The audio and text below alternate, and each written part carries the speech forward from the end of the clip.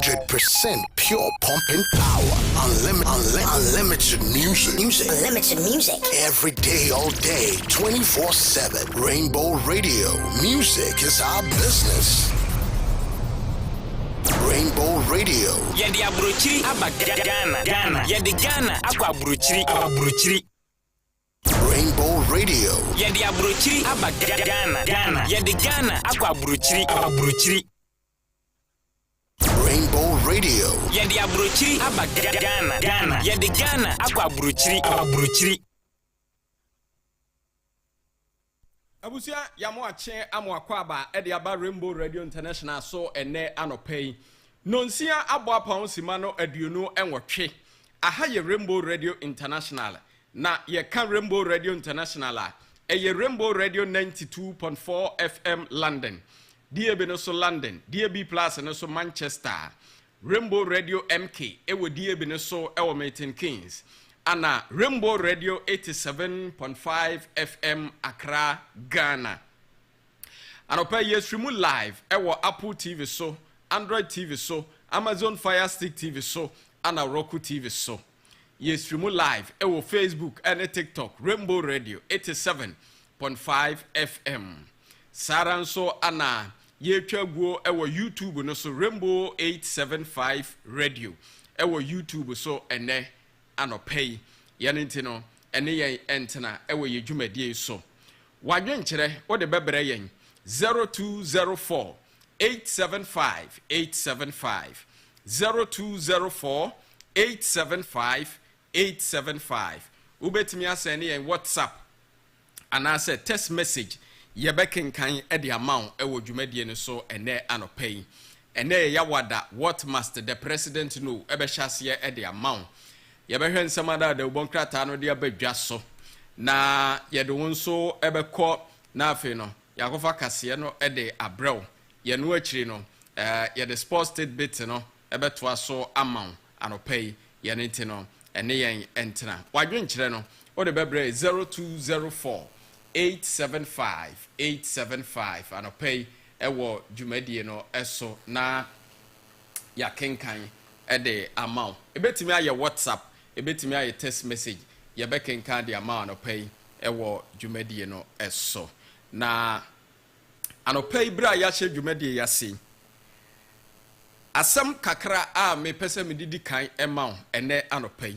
se bra ya ye boy enye ye mpa ebo ne ya de sere so oduma nkoma nyankropo twe di ampon enyi nipa ba ko bi ma yen ewo ya setere mu ene ya bra bomu a emu ye den se de yen a ombetimi agina ye chi wa kwani se nyina so ebre mu aye den wo hia sa nipa ba ko bi obetimi aba oncha be ka kire wo se ewo mu se mu aye den ama de nanso nya gidie se sukom de wo bro so a wo hia nipa ba ko bi a at least obetimi de ne nsa abo nsuom na ode abeso tekere maso na waka kire wo se menua de mi wonie na se nipa ne timi de ne nsa tea ne bo nsuom de beso tekere maso mpo na wanya foforo bia nka ho no kasa de miwoni a abusua sa nipa na ye papa enti bra wo boy wo nyini ko wanim nyina no hwe nipa bia wo mero yemu at your lowest moment obetimi aba wo ncha beka kire say wiase nyina yiwa makora I am still here for you nipa nyina ya adebonyefo ye nyina ye yemfom so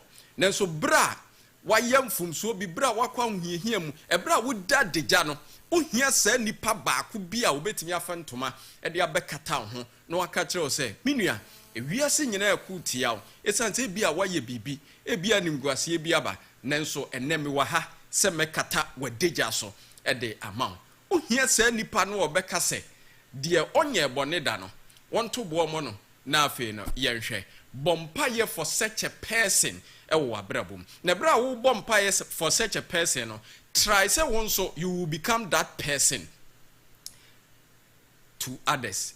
Try to become that person no oh bompa ye say ubenya no try to become that person to others and so anopa no nsi aba pon semana duasa mienu medin ene kwabena Japan said ye me kan ye no ye be nsem ada de bonkrata no de abadwa so ne abon ho ama ne wie de what ma the president no beto aso ama no pay e wo dwumade no eso na mo kase e na no pay see the frontline dwumade abrewa na unity link adawroma ano aso yasene ne adi dwumade abrewa ne ano pay ye nti ano pay udiska ebebrebusu ani bia wo Ghana ha fafa unity link so ebre no de mesre wo ne se choose unity link and no mama ensente na mama come for unity link adema we na no pay de dikan unity link aye adwuma ya che pa ya nti wakasa nyanimu gidie ne ahotoso a of course obetimi nyanimu gidie ne ahotoso ya nti mesre wa de toso mienu maybe a unity link ya adwuma ko bi office e wo hono ana de toso miensa unity link mobile app no and no mama mienu nti na me come for unity link mobile app no de ama wo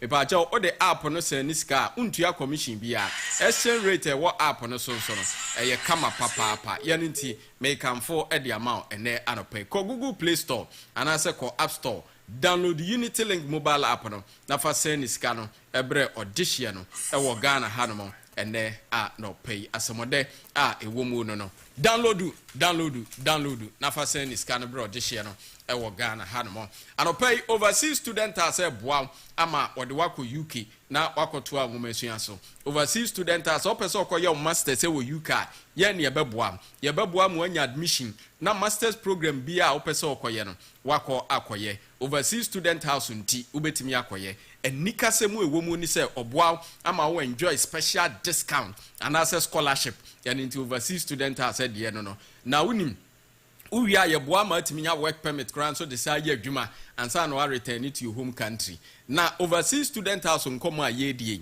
ehɔ de sika obedika atua 3,500 Ghana cedis administrative fee no de agye admission amount uwia no atua school fees ne fa ne de agye visa e de amount afi wakoduru na wusua de na wo ya ala nkakra no ne amount 7 months na wo de atua balance no aka no nti wo pese okoye masters degree nko ade a e wo UK e overseas student house na ebeboa me pa chon kran ha ye wodan so man Sahara ye ben Ecobank no kuma senso ahojo Main Street no so opposite Zenith Bank no Pizza Man dan no mu a me pa cho frɛ 0242 285037 0242 285037 and I say 0243 173 713 UK number no 0208 144 3633 nane overseas student house entwetwe enkomo ene a no pay yi New Oak Limited Asia dan papa a ye tony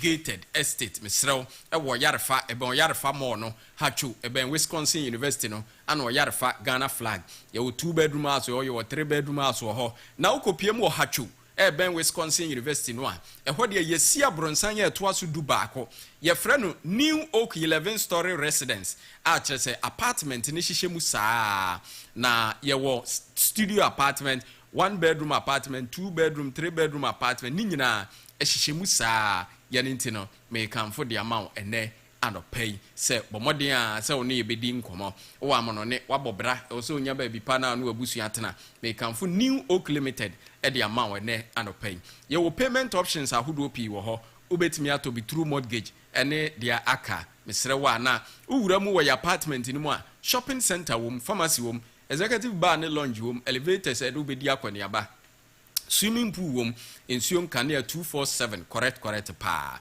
New Oak Limited wo Musuku Junction Ashoman Estate Fre 0243 702 709 0243 702 709 and 0244 51 7076 UK number no AF 0784 55 43 919 na ene New Oak Limited in Chichen Como ene at no pay na uyiye no esi nchen a me pa cho Grazio Nails and Locks Enterprise e wa some of them na no pay ufie warehouse or shop e wo so obo ho ban ye wo solar security padlocks e wo ho e ye fully brass me pa cho a ya ye na che so bi antimi mu ani e ye burglary proof e ye bullet proof e ye fire proof ache so bia ntimi mu ani no wawuram ye ne ntimi kamfo de amount sara nso ana ye wo Italian security doors wo ho ye no nso de to dan na no a ye no nso boa ebo ho ban pa de amount obia ntimi mu ani enwuram sara na ewo multi point lock enti lock wo soro lock wo fom lock wo nchem kama ana mortise door locks no ye no nso strike resistant saa ye no nso ubetimi de ato exterior ne interior nyina eye papa wo shop bi wo high traffic commercial area unya bi de to ano a eye pa ne e ma special discount oto ade ne ya chewade ya te so de ma say who Grazio Nails and Locks Enterprise wo Accra UTC free 0249 232329 0249 232329 and 0244 668701 0244 668701 anopay enkrata no se dien Daily Graphic the ubokrata na egbaman yese Asante Hine launches book on KNUST 75th anniversary and lead suspect in Australia 320 kilogram meth shipment arrested in Accra. Justice Tokonu loses case at ECOWAS court and a gold board purchases 135,843 tons of gold between January 2025 and May 2026. Deputy Finance Minister discloses. The Ghanaian Times. Nation records 15,290 new HIV infections. Experts call for action. ECOWAS court throws out Justice Tokonu's case against Ghana. And NACOC destroys narcotic drugs worth over 37 million Ghana cedis. Building cost inflation rises slightly to 2.7% in May. The Supreme. Nancy Iron Ross for my last year, you say Iron Ross. Hey. The Supreme NACOC arrest alleged camping in 320 kg meth shipment case. And honorable okay, and also the Spider transfer shake-up as Ministry of Health hits wall as finance officers resist redeployment. And also the pay. The National Enquirer or say Fantiaqua South NDC on fire, intimidation, macho men allegations rock branch elections, and Tokonu trembles. ECOWAS court unanimously upholds her removal, quashes her $10 million damage suit. Daily Democrat, Tokonu crashed as ECOWAS court endorses dismissal. And also and there are no pay. The overseer, ECOWAS court throws out Tokonu's challenge against Ghana. The business analyst, BOG cracks down on that check offenders with tough new sanctions. And I will be checking neko bounce. The Daily Searchlight. Guta rejects PURC tariff hike, demand immediate suspension of electricity and water price adjustment. Ninyina da hanmo and there are no pay. What must the president know? 0204 875 875 0209 875 875 0204 875 875 0209 875 875. What must the president know? Uba simabako. Udini baby akasa free. What must the president know? Yes, sir. But you're the chair one of them. What is it? You are dumb now, swear. And you're maybe social media account no man penny gamba ya. The class any because Africa so. I'm in church in Nigeria. Payment. I'm in church Joe Ashamoko communication. When you now payment. And I'm the Forestry Commission. You're coupon come Dr. Mobile for Urban National Rights. And a justice and also called that National Deputy Organizer. Openly, Bishop Mampenia, Nebona Basso on the Chief of Staff, Master Boma Basso. The Chief of Staff in Yankopon Antonin Quanem, no Yankopon Shan. Because after 1.5 years, no much international market, Uncle Bob Bissia, no more do mine. And to buy to taxes no ankasa and the manager of my Ghana a choice and papa na ni to you no so enya is enya and fasobi also and no ankasa no say ampa secretary for my Ghana omo koso no mo ko big push akwanya kwan na omo yi no omo koso no mu you say local government minister say some of the MCs need be more on to so omo dey tomorrow. Mama did so bit me at home, so here. 50 Poquatia Masama Wood. back one. The best letter almost one to one among and say my let the young queen about with the bonabas or looking for stuff, your bonabas. Could it was? But I see, Udini Baby Akasa free. What as the president know? Hello? Udini Baby Akasa free. Yes, sir. A Jamian Tio. You and go from Goberia for church. Yeah, you want so. I will Chakaman of a year. Near the consideration. It's a real for more work in my papa and Shiramu. You, and I'm very out here. Namishiro, Namichia, yes, the dinner secretary. And no accusation which you are, or Bapu organizer, or Akra. These are boys are only for youth organizer. It's law. On this are for national youth organizer. And I came in for more party for national organizer. And only a year on that one. I'm going to add the power of 3 NDT for NC. No, about Papa, everything you remove. You must have Papa. I'm one. I came to the and I wrote the walk, and Christmas a year. There's a brother woman crown in room when you pass, and when you take the page out at the end. You know, there is a while, you know. Say, President Mama, almost what you say. That you know, will be years ago. Because you will show, and for people, there were a secret place. The veteran, all the buyer will say about Papa, but your money in India. We'll tell it to you, then we will say. But I say, Udini Baby Akasa free. What must the president know? Good morning. Good morning. I've come to get here. You don't have one and before. Thank you. You walk on the coming time, you are very easy. You are in Sake, your friend Annabelle. Oh, Papa.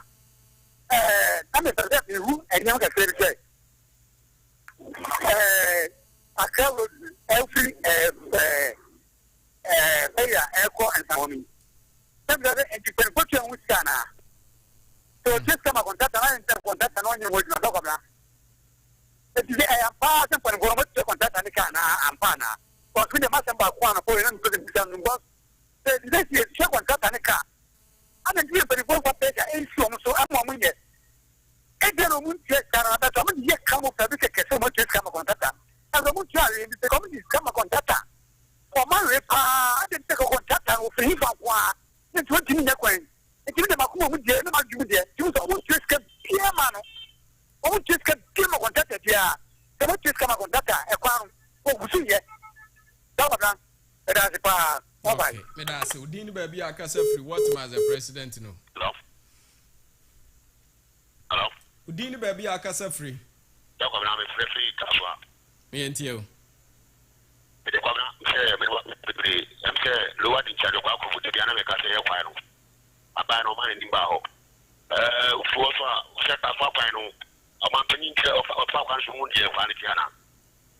Because of one strike traffic, it was 3 hours as a to of that I know also and share your Yama or Yaba down for a can get a Kafai block on the door. Not what in charge of your Madian of my. Medase Papa, Udini Baby Akasa free. What must the president know? I got me Richard Akotumi Africa. Richard, me and you. I got with you, Mr. Answer Meko or Mampini, Afem, Mr. Pa, Mamifa, Nehia, Sem, and to Fidisu. Mr. Makata, Afa, Minister, Mananti, who are the last week, we were hospital, Namina Court. ECD4 Abamifie ha. The bedroom Hanu 9 years, ECD4 the town boys. May catch room, may Safidi to air catch room, and this room may near illegal connection. My fat Fidisu at catch room, my back office, and to Miss Romu dear was some Munyamamino, or Munyamami, and then it pay Semaya illegal connection. Yawasi. Milko Omampeni Afem Mr. Omampeni and Nano Pemi Chiano. Now, acting director for rent control, Mr. Poku, Mr. On your airtime now or Kasa, onto the Bumaye. Now, 10 year Okikan Yama Ebu Mumaye, Branche ya, a dom, whether appointing because there be what I be not said the old canoe and the end Wami not said that's the family tenant now. The American say the Pato Mammy Miki who time sure call a dano and walk for money. So be a yenita next said don't know that appointing and lazy until your son or Mushishanu a red wire yenina. Then we send your Okikanyama air boom Emma landlords. The GDA Mboye into Onshore with our senior to man. But as you didn't baby, I can say free what as a president no. And you're not me and you. Some president. Money. Get an ashe. Oh, with my pa, Collie, a boy, or minor. What the kind? Meta, Mtini Fashi. Then Macasano. Wija, Quine soon, Sessiano. Na school junction hono amonadi da ho no ni wo fe na fita funu if wega junction yoba wita ankasa traffic light na so hono so yes rawo aka ho kakra no amona no deta ho no won hwe ma he nikia ma branche papa wo fe olembe ono no ye assemblyman ono no di nyim bibia nya ono no ye twenika ye kotua no na mention no e dwuma Paul ye yem papa no ma wo ye koyi so so wona nam na wo ye dwuma titi honorable odate lampi no ne ye MP Harry won to nyama ye because it's nyama nde ye no wore ya woni chirimba fo wo say ade wechi and baby answer that work on e wona work yes rawo esia baby e flood no e mo we no ko na nye homa ye wo people no so no kra no wore ba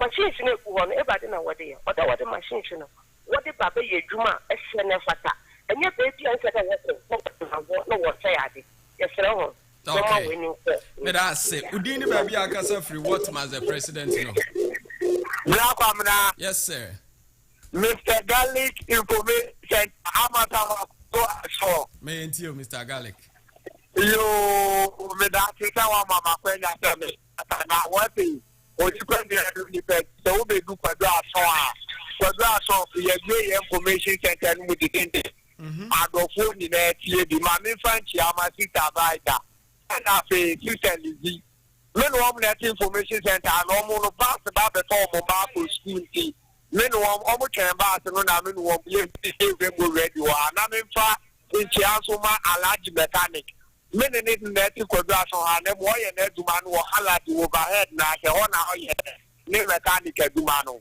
asema me ka cho man pen ni say na ye ni MCM fo na ewo ho no ma na omo ya di ba omo ti ye fe no ma sharp na ya ma sharp no ko ya na ye boa ye aye fe radio so ma ne se bi o ye no ma ye abra ko ma no e boa ye pa na se mu ko se ko ye ma sharp na mobile money for no ma ka cho se MTN for no mu se no ma sharp no me ja yi e ka cho ma pen ni say me throw mo ne MTN for no sanka na ma sharp no omo san family na boa ye titule aye fe radio so no ye ye pese ye jidi nti radio so fle no ye dia ye duma titulu pa ne me garlic me pese me jidi ye no ti na da no me ka ta na family o ko ka ti me di be fia no bi fofo atu aso me da papa udini ba bia akasa free what as the president no the kasa free agege atomic mama me and you I'm Black Abram Pastor. Good morning. Good morning. Black Abram. Oko Ekrobi Efroho upon Valley, Western region, Amelfi East. Black Abram, ye twa papa so ye kwan yo. Esra aban. Ye sra wo mo. Omunda wo mani no mon hye Western region. Emaye papa. Me say Ufi Pond Valley, Eko Bogoso. Akwani wo. Enso ena ni akwani tie ni ntino. O to make a governor to make a try will say, me kwa me nya bid ma. 30 cities no mo je no. O se na 100 cities. Also o akwanti mo to make a say, wa ko dru wo no. O ko fie. necessary wo dia maminanchi etua de maye ye best sra aban yes sra no western region upon value kwan yes sra no mo bua ye kakra if I try manual speak Odini baby akasa free what was the president no yeah black of number to and go to na you come ato come like AK chanto atumi entio black of number to me ya kuna ncha me ka sambo ba ko dia feti akoti ako ingo is the one the modibo awo to ko so kana ko to buku na samo ko jeno black of na ana me nyoma na so ka tente me nyoma pa awo ye no dama kuna body no so ka tente obo no mo di ko pa be se me roma yen se na nyama ke ne kiti yo ama pa se bo ara pa se ha ye mi anu wo panching bono so nyama ke bit ma se sa ba ko ta me ka sa ta ko ma ene wa se mi nim te ka so mi ba ko wa se ko so lo ko ma te ta ko ma wa ta ta ma ni ya ne se me pa ga shi yo ke ta fu na ne ba ko so be te ya me pa se ko so no mo that's the moment when I'm more look at the content on the course master plan. I'm pushing them to my devotion. It's so that from them. But when it's said, but with the committee partner that the back of my is to go around for the airport. This will go be the man. If I have to dance for how long was it before? Put you on that here. That's my message because according to the you know, when a woman see you, I'm not a better. Because they come there for you, they don't want to move. That's what I come from the way that aroma. In the end, you're probably come back now.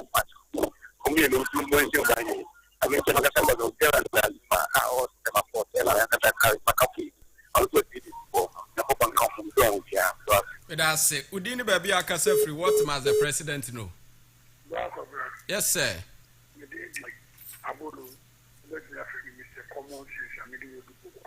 My dear. Manisha akutiabu gano fensi nani kakata pokwan na ko mamini ukasana sei kotata nidi muba kuswa ili mseba ene no mbabe yesifedi sasa na kijo bramani mahamazo nikate tena appointee ni evo tumapani ya nika nyemu na meka uko tema director of lawyer Zuma tumo mubote twawa economy ni omu yevu Zuma weke sema ha I forest to Cabral any opportunity any protocol. Who says she are Miku Bodaya and Sasia Galam Fashion, Omuakoyin, Omutima. Dracona, the Casa Cocoa board on the Randi Avenue, Omutima. But some of the appointees in a communication is a quality of the client. Some of the appointees and sorry. We shall some of the attendees among me to me, the best from my penny. Then you can say, yes, 1, 2, 3, and most of them are sending new crappies and then one to my penny. Sorry, and I'll share.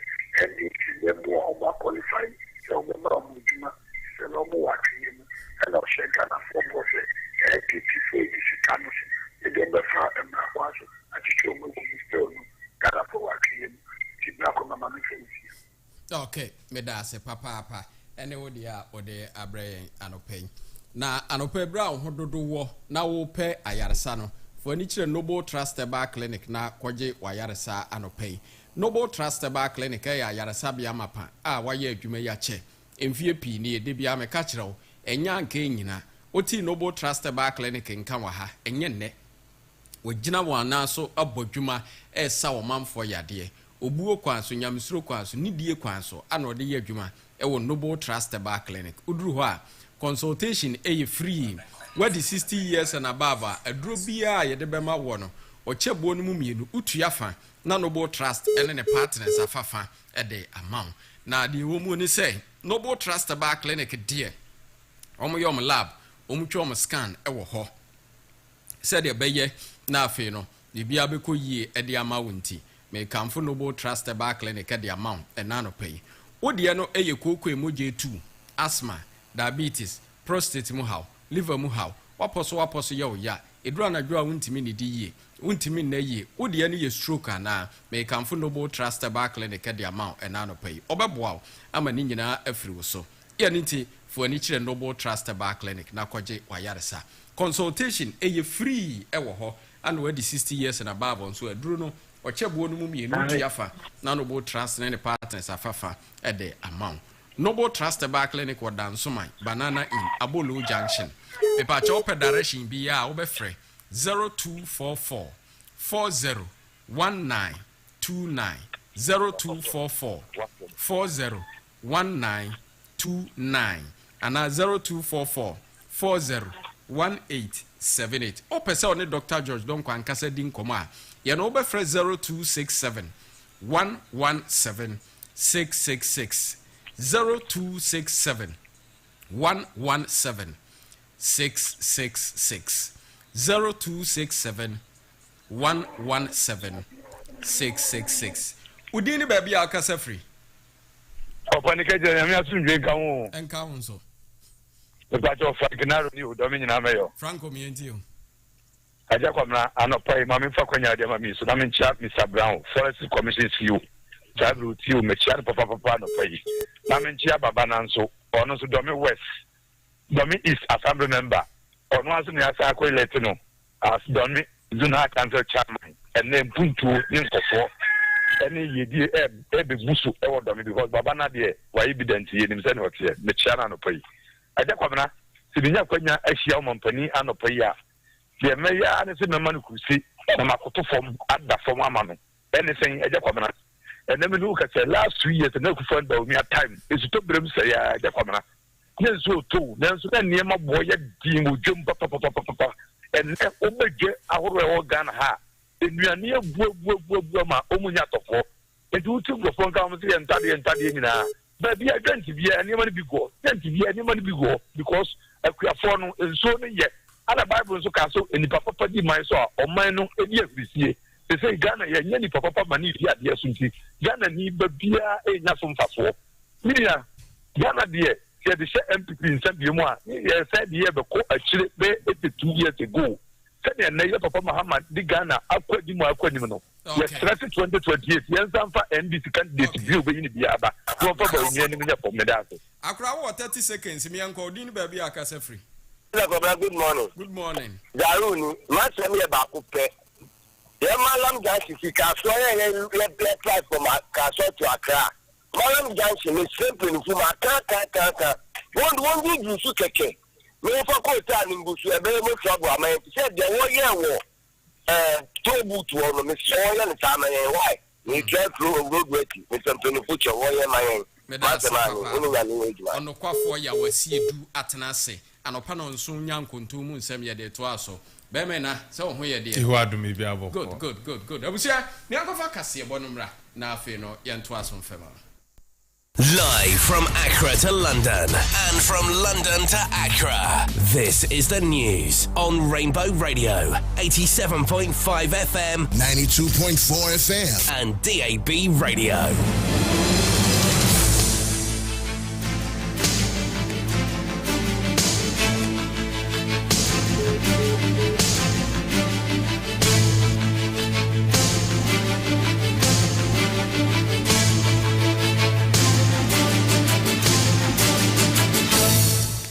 Memo achena mema wakwaba anopa nonson abo nyankonto mu nsam kase body di kan ye ne ana maji adwa ebeken kadi ama wo Rainbow Radio International suni Rainbow Radio Ghana 87.5 and afi Rainbow Radio London 92.4 Simano eduno eni num anopai ensam ahodo ede som wakase bokwan so de di makotini bi ene se offenso no from rase bedwani and wo chirechire mu se na wiase nyina asesa etie wo se Ghana yesu yetimi boye homode nsan no dwuma yafi ehun nsemu dodo se beya industrialization o my Ghana yenso betimi afa ye ntoma pa ede efra so afa be de kira ohwe sikasam so kire mu se nei yani aye kurum ha ya aban no pepepe kakra ne yetimi ede ahwe atokoko ama koko hu nsam no atumi akoyie na lawyer Richard Ama and wo kire mu se Ghana de ne ho eyire so paso na se ekowie ba se wasa seni yetimi koso a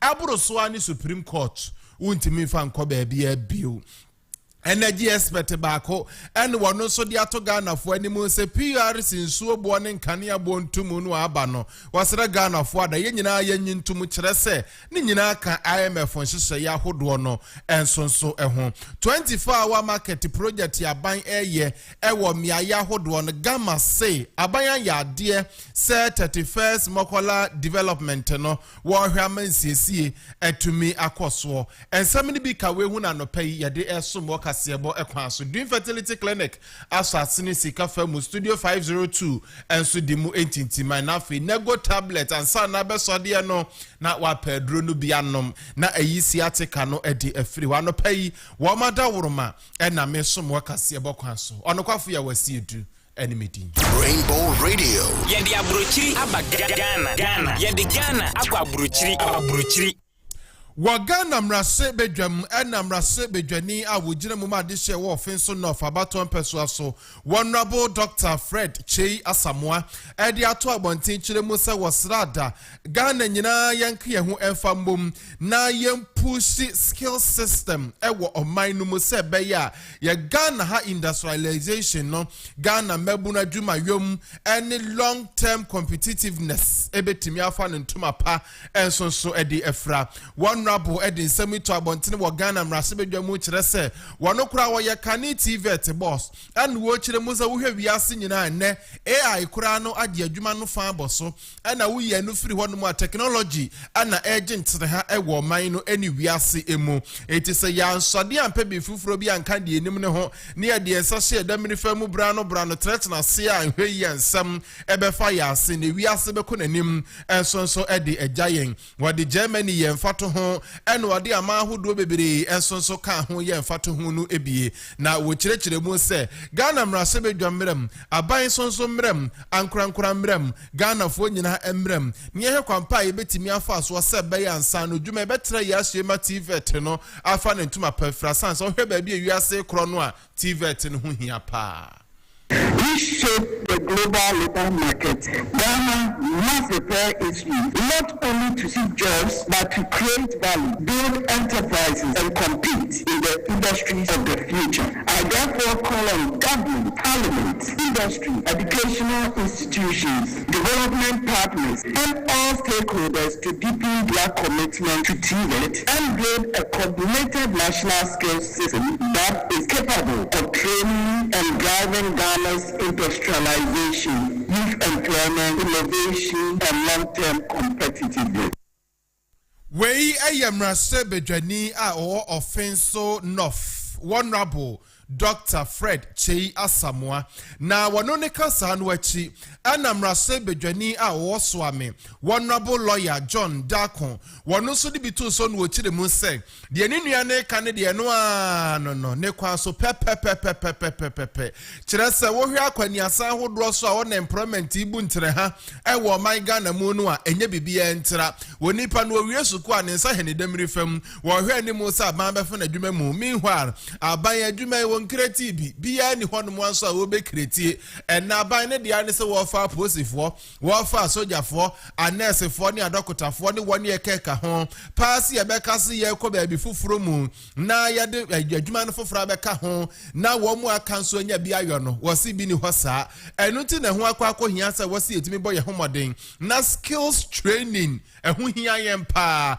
e wo man no mu kire se wo si nei economy ne kura be fa ne ntuma pafra private sector ni di muntintiman TVET di muntintiman kire se wo mu a wo mu ye wo mu nsa no dwuma wo mu a wo mu biebie wo mu nnwuma wo mu so pim ko wo mu anim droso a eto ahodo kura so timi boa e me economy no fa ne ntuma pafra funding of TVET programs in the country. The point is that the speaker to the people of Ghana, to the youth of Ghana, no job is coming. The only way you can create job is for you to go out there. If you want to be amazing, get education, because the government is not providing you any job. If you want to be a tailor, get a good education, polish your skills. The government is not bringing you any job. If you want to be an electrician, make sure you have education. This government has no job for you. If you want to be a carpenter, get education. Make sure that you polish your skills. This is what TVET provide. And Mr. Speaker, very sure I believe that the Germans are succeeding. The reason why the Germans are succeeding is that they take these jobs, they polish them, and they make them better. As I put it, my my brothers and sisters in this country, the youth of this country, that if you are waiting for the government to provide you white collar job, please, it is not coming. If you have the technical skills, policy. If you are a welder in Swami, policy. If you are a caterer in Swami, policy. Make sure that you get education. That is the only way that we can do it. And that is what TVET provides. And then, Mr. Speaker, on that short note, I want to thank the maker of the statements for his statements to this house and to encourage the youth and the people of Ghana to ensure that they get technical vocational education training, because it's the only way they can get themselves out of this unemployment situation, because this government is not giving any job.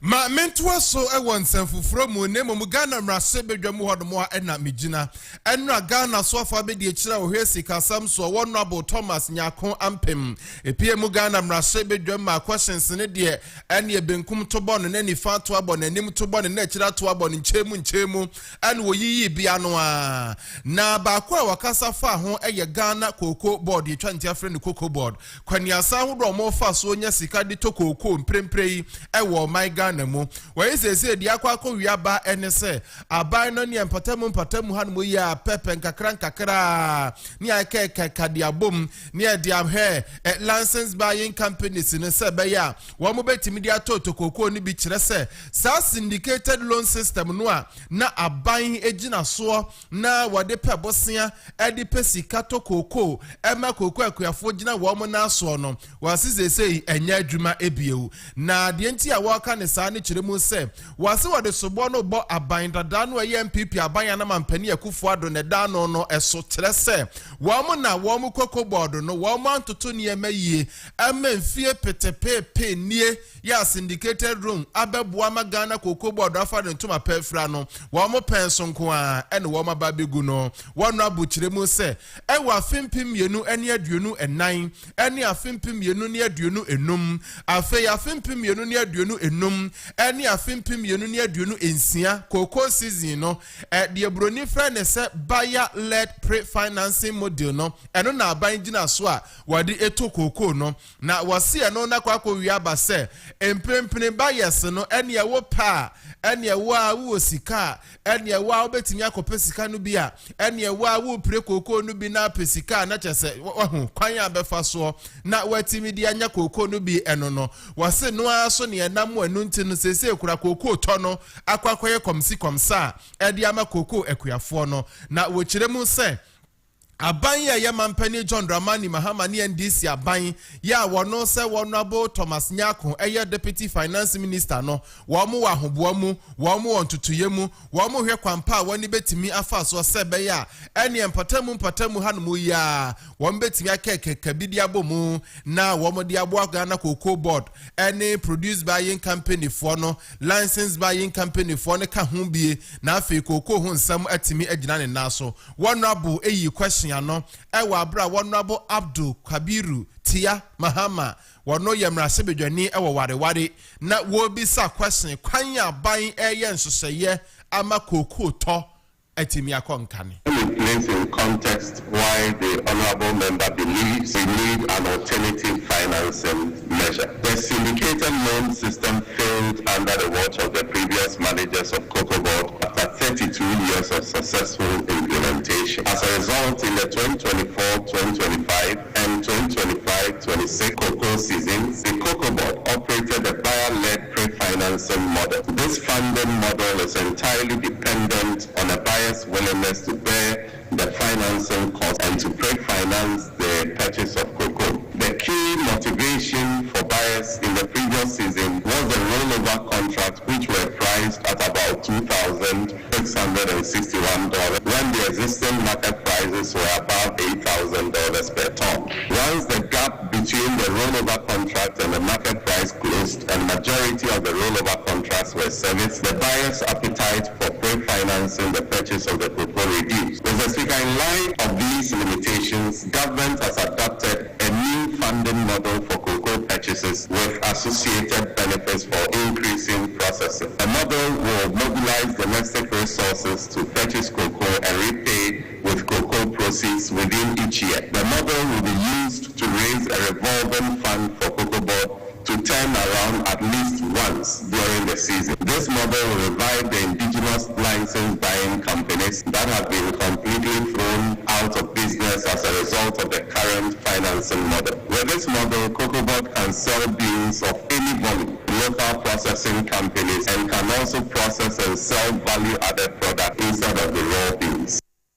Ghana Swafo abedi echira wo hwe sikasam so Honorable Thomas Nyako Ampem asio jama mrase bedwani ena wote ne kan Ghana mrase bedwam ena wodi sa enkomoyi mrase bedwam hodom na meto akase bo ne so mede mafiri na we no enso yensan fofora eye Swafo a wo hwe ma enkwada ena afa yedi hu nsam so Honorable Dr. Agnes na Momo Lati enra wono so pie mu ewo Ghana mrase bedwam na wono so di nkomo ni ministry ne nso yahodo ene nsakra yahodo bi a wo ma ye hwe animu se ba no nkwada suku hu nsam a eniema ebetimi akoyie na wochiremu ese wo hwe mantam dunsia ni nyina emu a eyade ese Ghana school feeding program no wo ma hwe ayen nsakra kakra ewo kwan a wo mo fa so ema nkwada no aduane we ni kwampa a wo mo hwe animu se aduane no nkwada no benya ne papam apomudin de na wo ma timi ade nya ahoden asua wo mo ade na woto aso chiremu se we ni kwampa mampani John Dramani Mahama resetting agenda program no ka ho asemo no wo mo hwe ni mo se betimi awie peye na wo mo nhyehyeye World Food Program and afi Korea International Cooperation Agency wo kiremu se wo mo bo wo mo chi dompa na wo mo no hwe kwan yo betimi afa so abafu nim de kwan so na conference ahodo eba aduane nuamu ni aduane chemu ni nkwada na didie mu no wo ma hwe etimi asiesie and afi World Bank nso emoa etimi aboa ministry no ama wo mu nuane die no ensakraye bebre etimi abam titru ni caterers ahodo a wo mo ene wo mo ye adwuma se be ye nkwada no be ye nya nutritional standard food na wo mo etimi adima hoden etumi aba Honorable Minister Agnes Namomolati. For the resetting agenda of His Excellency John Dramani Mahama's government, the Ghana School Feeding Program has undertaken a review of its 16 regional ecological menus to ensure the provision of adequate, balanced, and nutritious meals to beneficiary school children across the country. Mr. Speaker, this support from the World Food Program and the Korea International Corporation, the Ghana School Feeding Program is piloting School Connect, a global digital monitoring tool designed to monitor compliance with the approved ecological menus and improved accountability in menu preparation and service delivery under the program. In addition, with support from the World Bank, the Ghana School Feeding Program has developed the school menu cards, which provide clear guidance on food preparation, quantities, portion control, and nutritional standards. These tools are intended to strengthen compliance with the program standard operating procedures by caterers. Head teachers and relevant school authorities have also been trained to effectively monitor adherence to these guidelines. Wei eye Honorable Dr. Agnes na Momo Lati Gender Minister no na ne kase toso mienu no na wo chirechire mu sesei wo mo hyehyeye a wo ma ye kwan betimi afa so na wo mo ani adi wo mo hyehyeye no achi sebe ya enkrofo a yedi dibra hye wo mo nsa no wo mo nya adwuma ne komsa wo mo hyase di free national no mo wramu original na wo ma ko district any schools ahodo ni nyina emu na wose mprempre kura se ye kasei soya bean powder eno so obodi ababe ka ho esan so mo wa hotoso se no ebe ye protein source edi ama enkwada ne wo ma didie mu ntinuane ahodo bi ho no mo a ye de soya bean powder ne be ka ho edi ama nkwada na ne nyina wa bobo so anu wo kire mu se wo mo hwani mu so framework we no ebe ye adwuma na no ne kwampa wo mo hwani mu se betimi aboa eme nkwada na pomudin awie peye wo ma didie mu na afia de sua ho nsam nso akonkane. Mr. Speaker, the program has further undertaken nationwide capacity building for caterers and head cooks on food hygiene, food safety standards, nutrition, and the preparation of adequate and wholesome meals in line with the Ghana School Feeding Program operational guidelines and SOPs. To improve the nutritional quality of meals in a cost-effective manner, soybean powder has been introduced as an additional protein source for use in meals. Maminto akasi abonde so na minko ensemfo fromu enra na krata beto abontene krata beto abontene nyina ko wieba se ECOWAS court akwa asetena na kane Chief Justice Her Ladyship Gertrude Araba Isaba Tokono ne nsemo de kodan ECOWAS court senke wo munka bi man kwan ya ben ba ye wo fa so na wo ho no di free na konya so no enka court no nka bi man no beto abontene se court no aboni nyina ediagu court no nyina so bi ene se aben kwanya wo fa so no wanfa kwambone so enhye ya hodo wo fa so ni nyina no ye kwanya Ghana mamrama no kwan esa wo mfa so eno so no wo fa ya wo de ho maame no edifiri wonti wo mu no hunu ne se maame no woni nyina so bia ene nsem odi abeda court no ena court abo nsem no ato aguo eno anyankonto mu nsem kase ebo so ene ene private legal practitioner Richard Ama lawyer edi nkomo ne ye bisa no se we no akwakoba ne se yie no se court be kase mabo asem atuagu enyina so no ene se no waso court nyina so wo de bo asem tugu odi edoso o ma ye kakra enyina so a court e de bo asem odi edoso bebre but we bo bon kakra credit so am ji se da boy conversation di kan e bia asem a wo de ba court no emra o hwehwe se wo de ba be nyina wa asem no so no enye ta na mra ne tie court it means na so de bo wa asem eto de bo o kra court it means say wa asem no de aba no ta court no e ni jurisdiction and I said we need to say what the better wa asem no then also so no we go wa asem no eto eto de bo na asem na o de aba na kasa so no ento action and also it means na court it means about so eto de bo so a e wa asem no to action now so procedure o fa so de ba no and the right procedure and also so court it means na so de bo wa asem eto this year can ma court it means na so de bo ubi asem eto dia like I said e be free you to for one conversation and but I don't know so back of thing nanu ne bisa ne sesese kane Chief Justice Her Ladyship Gertrude Araba Isaba Tokono mami wobetimi akwa apiria na eneye ECOWAS court abone nsem ato aguo no ane wo kire mu se Ghana no ayete ne sabe ye oman ena ye oman no wo bi ntimi fa ne hone emehunu hua ya asemu wase ye wo court ahodo aso bebere e wo oman no mu a ewie mu e wo Supreme Court na ye nyina so ye ni mu se maame no kora no wanfa akwan ni asa ahodo so e wo oman no mu anwie ansan wo dani nani e de kire baabi foforo wase Supreme Court se wasemu duru ho na se court na no ye beto abontene na anko yi amawo a etese de wakọ doctor ho na doctor na ka kire so we de park oniema ju ko fie ko Ghana a sovereign state. Yeah, to one of the Ghana member Hanama, court a year no hand, your district court, your circuit court, your high court, your court of appeal, and your Supreme Court. The one you ask a mark of Supreme Court, as a Supreme Court, and Yamawa. There be a new out there from the part, it be Amana because that court I would really run at the agenda. Almost literally our Ghana Sosa. In fact, we need to enforcing the judgment, so another thing altogether. This answer, you said that if framework Hanoma, and yet clear, Emma Obama, ECOWAS court, it's reinforcing the orders for her. Then we will go and almost find the orders, never Ghana court, the Ababa enforcing Hanoma.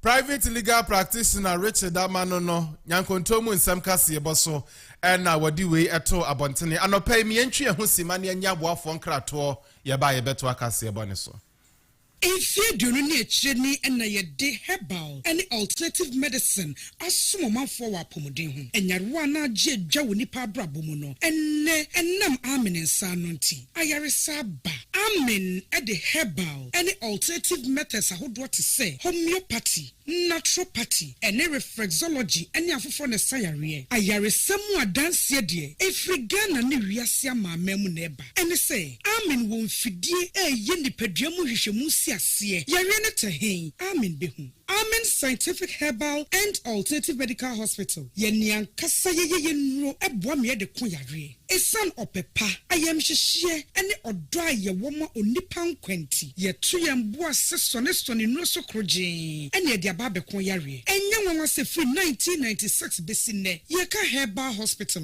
na ye ka Amen Scientific. Amen agia basubodie bebre. Amen Scientific Herbal and Alternative Medical Hospital. Allahu Shafi. Onyame one yare safo.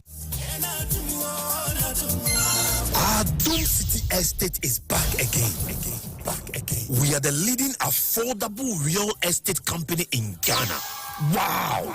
Adum City Estate. Our beautiful houses are ready and now selling at Tema, Community 25, Matahiko, Community 22, and Damfa. Adum City Estate. Our houses will meet every budget. Said your bottom city biara. Open a cozy 2-bedroom and now a spacious 3-bedroom house. We've got you. And remember, Adum City Estate communities are gated and their service serene with safety and security intact.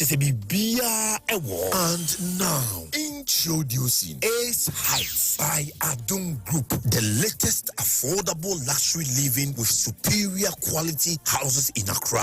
We know you want to live in luxury and comfort, but you don't want to break the bank. This is for you. You will love it. Interbuche for what woody. What's not buchebo bra? You may be fair or Ghana. Don't know some tree, don't so any Ace Heights by Adum Group. These luxury townhouses are now selling at Tema, Community 25, Adenta and East Legon. Please call or WhatsApp +233 508 676545 or +233 308 250 068. Adum Group, www.adumcityestate.com or www.aceheightslimited.com. Heavy.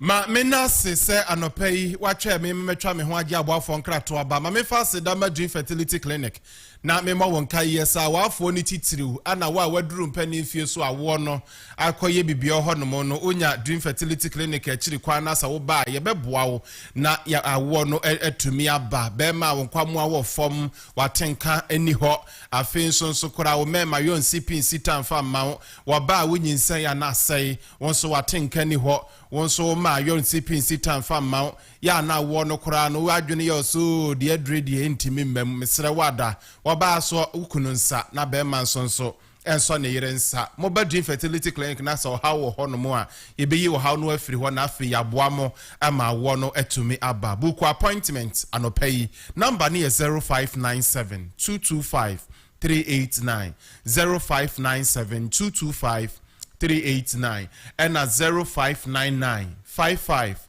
5220 0599 55 5220.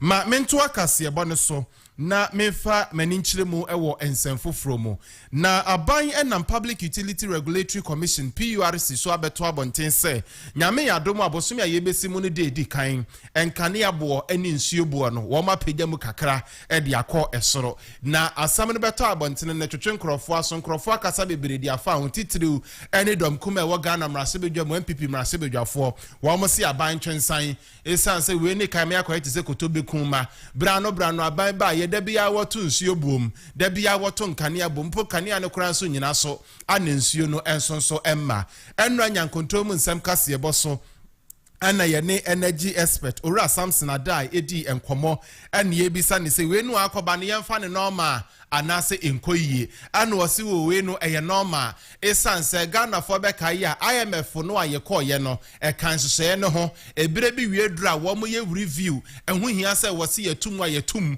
ehu hia se wose yeteso nso a eno so yeteso ena wo ye no firi ho a wose enye PURC pe ese wo mudi ntumu ebeba ebra no brano no wo mu gina niema ahodo so ena saa na montowe no etimi eba eti wasebra yagitu mu ese enteso ne ye de no eba se duru biribi na se wo mu pagya mu kakra yanyi ntum ne yentua o hwe PRC for do on the kind say quarterly adjustment and after review mo ye na o hwe the third quarter you could remember that 31st July no increment more at a model ban no so mo gina ni ma be ni sa so and omo ade etum ye din kan say inflation apostle the apostle you say petrol ne bo no because o say energy mix na issue 20% hybrid and 79 na antakwa buy the things right Iran and US to come na petrol bo no after fuel bo no cost e could be $120 for na e bro shishira mu ye no so e ntia no so e Canada da honum and na after so no si bi ni so ho de no so e pede ni kakra nti fare man ni so we and na omo akabo mu sere be ya omo so be propede na kakra omo to no ometni anya sa sika no omo pede twitwi aka na woto asukire mu se woni dom kuma no nya adwene ewo wo mo nsem a wo mo kafa eto anase ebofoforo yi a PURC edi abeto abontene July 1st no emu kire se wose we no akwaye tese so toro ben woni ye ne ntem na wo ye no firi hono mo enso so asa akwaye ka no ye tua ne ntem a ana ebetimi aboa ye ne afei wose wo hwe nsoso ya hodo a ekoso ne na muntu ahodo a PURC eto no a boni bia ne hono mo ye wo muntu oni mu de ye nti a dom kuma no asode na wo mo kasete obantu anasa to man bidem te ya e kara we don ye gana ko neki ye sala betua e bede hono ma na abako setka na o de betua na sky se ka bandi ye bibi ma ho fo no na utimi ti inflation akoso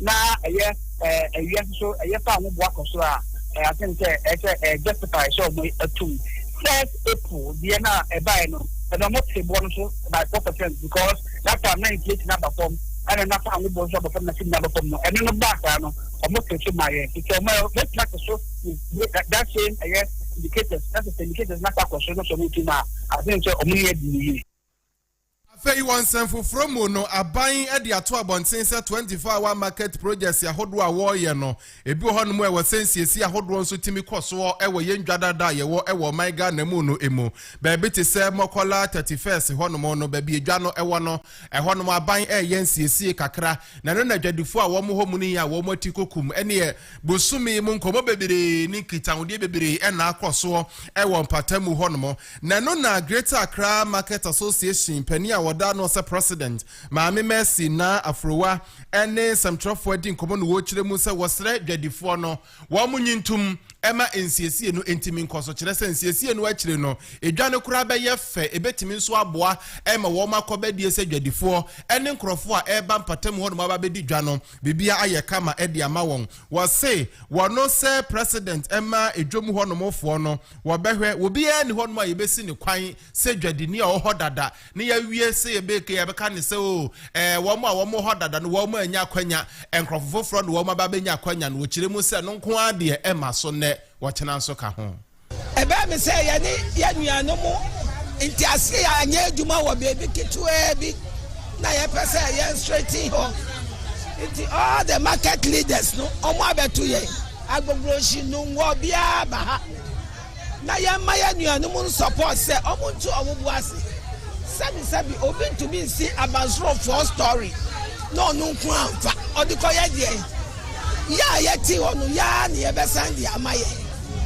but say ye nko baby yes ya mamu community center no ma jina ho no mo sa yanko no mo sa yes ya mamu Rollins Park no mo jina yanko emra Greater Accra Juma Bar ye pese enkoso right down mu sesi a MPP time said ne ba ko wo ho ansuo to a ego nkrofo so bebebe nanso ene ame ne wo kase ya maye bebia ya se ya push ya push ya no aban ne ye owie ya no otema woni e wo ho wo chewie ya no de aka ye no otema amanfo mu nibi nti yesra mu enji obia dan me achro on what sign say enya dia o si dan wi a on form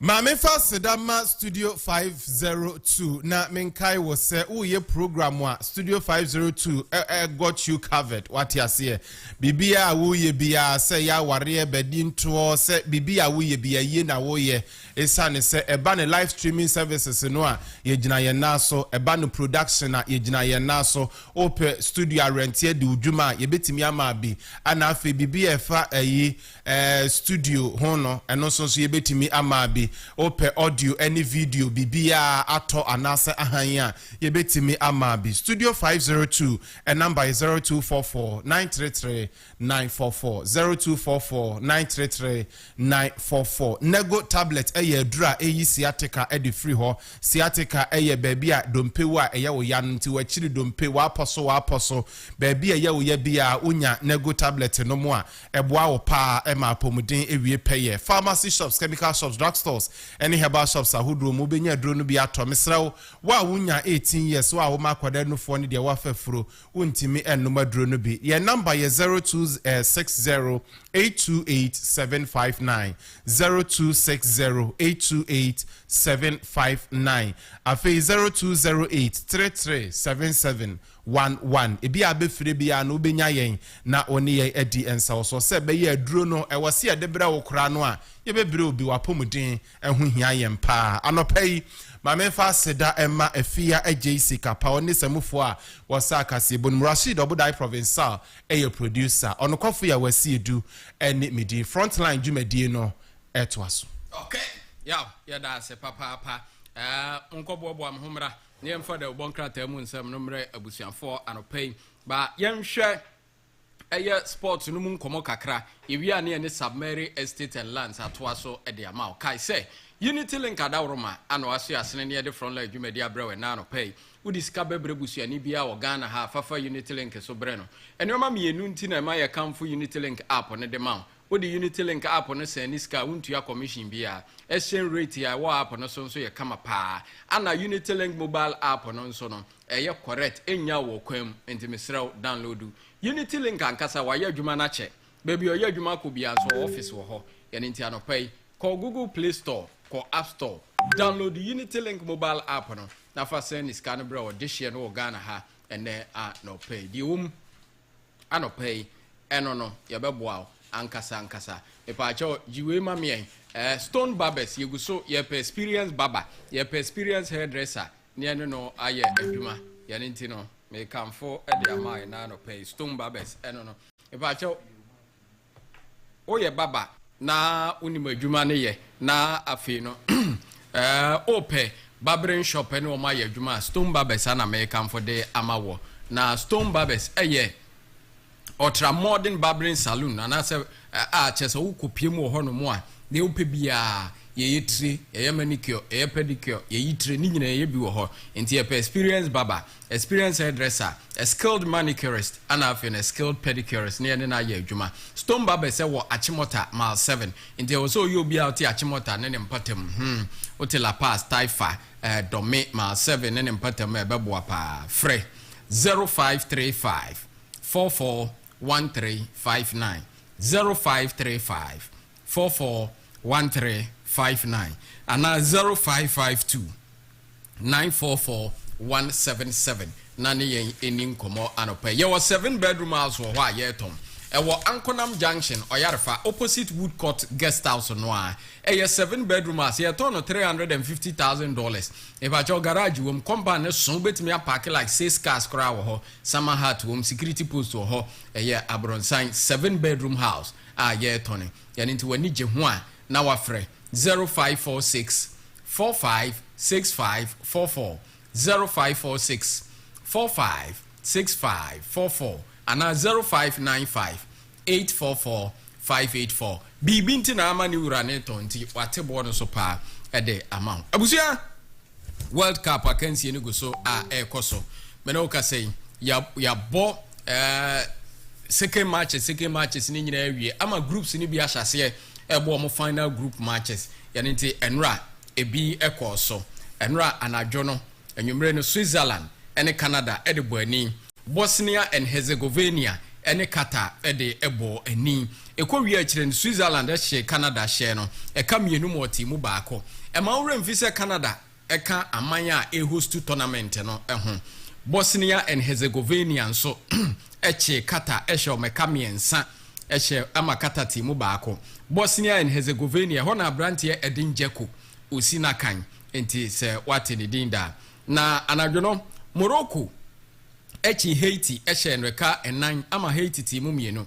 One interesting thing about that game no ne say Haiti for na di ka to atena na tena no mdi ka te ye na ye ongo keeper no a ene share ne ho bono na wonim Akraf Hakimi ete kano de ma eye Morocco fo ana Haiti sa share ye take lead no 2-1 unprecedented ebinsi da Morocco World Cup akansium since 2018 and 2022 Magica omo ye e de kopie mu semi-finals of the competition omo antreli da and ye share tournament we ase omo ne Brazil abo a omo ne di kan share go omo ne Scotland abo a omo share Scotland omo ko share Haiti a na Haiti mo ma di kan share Morocco ama Morocco abete no wasa share 2-1 ansa na Morocco ebe share eye 2-2 ansa na omo share 3-2 and omo share 4-2 ye nti enra de Morocco e de ye Haiti eno no nti omo nso asi omo group games no omo aboni nyina awie ana na dwi donko ensankyerani siye ensankyerane kase pa ensankyerane ne sei South Africa share South Korea kabako South for South Africa share South Korea kabako chale eye anwanwade kase pa because Mexico share South Africa ne Czechia board draw na ebra woni Czechia board draw no people were like oh Czech Republic important na board draw and South Korea they say ne wuntimi nyina na no kora surprisingly South Africa share South Korea kabako amene omo advance to the next stage of the competition into South Africa 1 South Korea 0 Mexico Czechia omekami ensa omo ntimi antibi na ene no nwotwe Curacao ene Ivory Coast de beboani na Ecuador ene Germany enso de aboani na yahwe de ebekwa akosi ewo saa kwan no eso na anadwo konkon no Tunisia ene Netherlands de beboani na Japan ene Sweden enso de aboani enti sese de the boys are being separated from the men into group A no Mexico and South Africa are qualified. Yeah. Group will be will be benya 4 points or the better so me no are qualified. Group will be benya 4 points but better so me ensa. Now fe no wa bogram ya third best place teams no.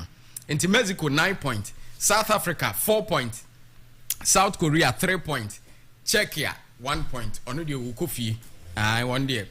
Czech Republic 4 Kofi. South Korea bet me advance to the next stage of the competition. So almost here a 8 third best place teams no bet me a qualify. Now share a group B no Switzerland 7 points, Canada 4 points. And Bosnia and Herzegovina 4 points. Qatar 1 point. Qatar a Kofi. Wa toso for the audio Kofi. But wa toso Bosnia and Herzegovina say one beko because omunya 4 points. 4 points enough. I bet me do the next stage of the competition. And into the war and then there came the Brazil and Scotland match. Brazil Scotland and no Ocean from ama Scotland and Husube Bia. I won Zube I'm say ya no whole resource on my farmer. Ye quickly ma memfa ya no whole resource on my na fino. Yan twaso and fa amount and ra.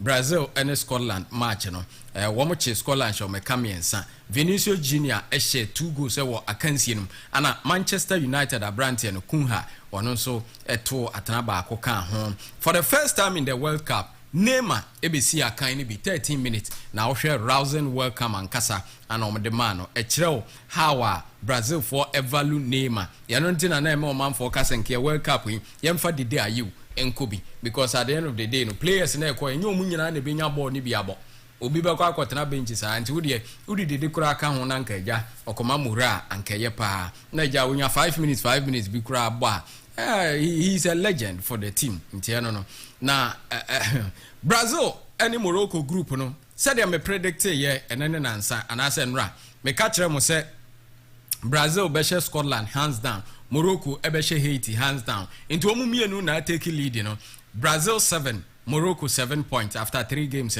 because omu mienu share and omu ball draw and Scotland etoso miensa with 3 points but the goals no ya share tia no net doors o negative 3 goals Haiti there okofie dada kra enti no the wom eno no enti anopai group E for ebe sign group D for no ho na afi no ma bo mo de no mu wi a na group D for no so abo na afi ye behwe de ye bekọ akosia him for and they advance to the next stage of the competition yɛde the woman of pay no na ohwɛ te sɛ ɛyɛ group D say ya USA ɛwɔ 6 points ɔno ɔkɔdada Australia ɛwɔ 3 points ana Paraguay ɛwɔ 3 points ɔmo mienu nyina obi atimi qualify but Turkey deɛ ɔno no oguju bye ɔkɔkora ɔno wa free tournament no emu nti see you know Paraguay and Australia ɛde ɛbɛbɔ ani na afei no Turkey and US and so ɛde abɔ ani na Paraguay and Australia no so hwɛ group no mu a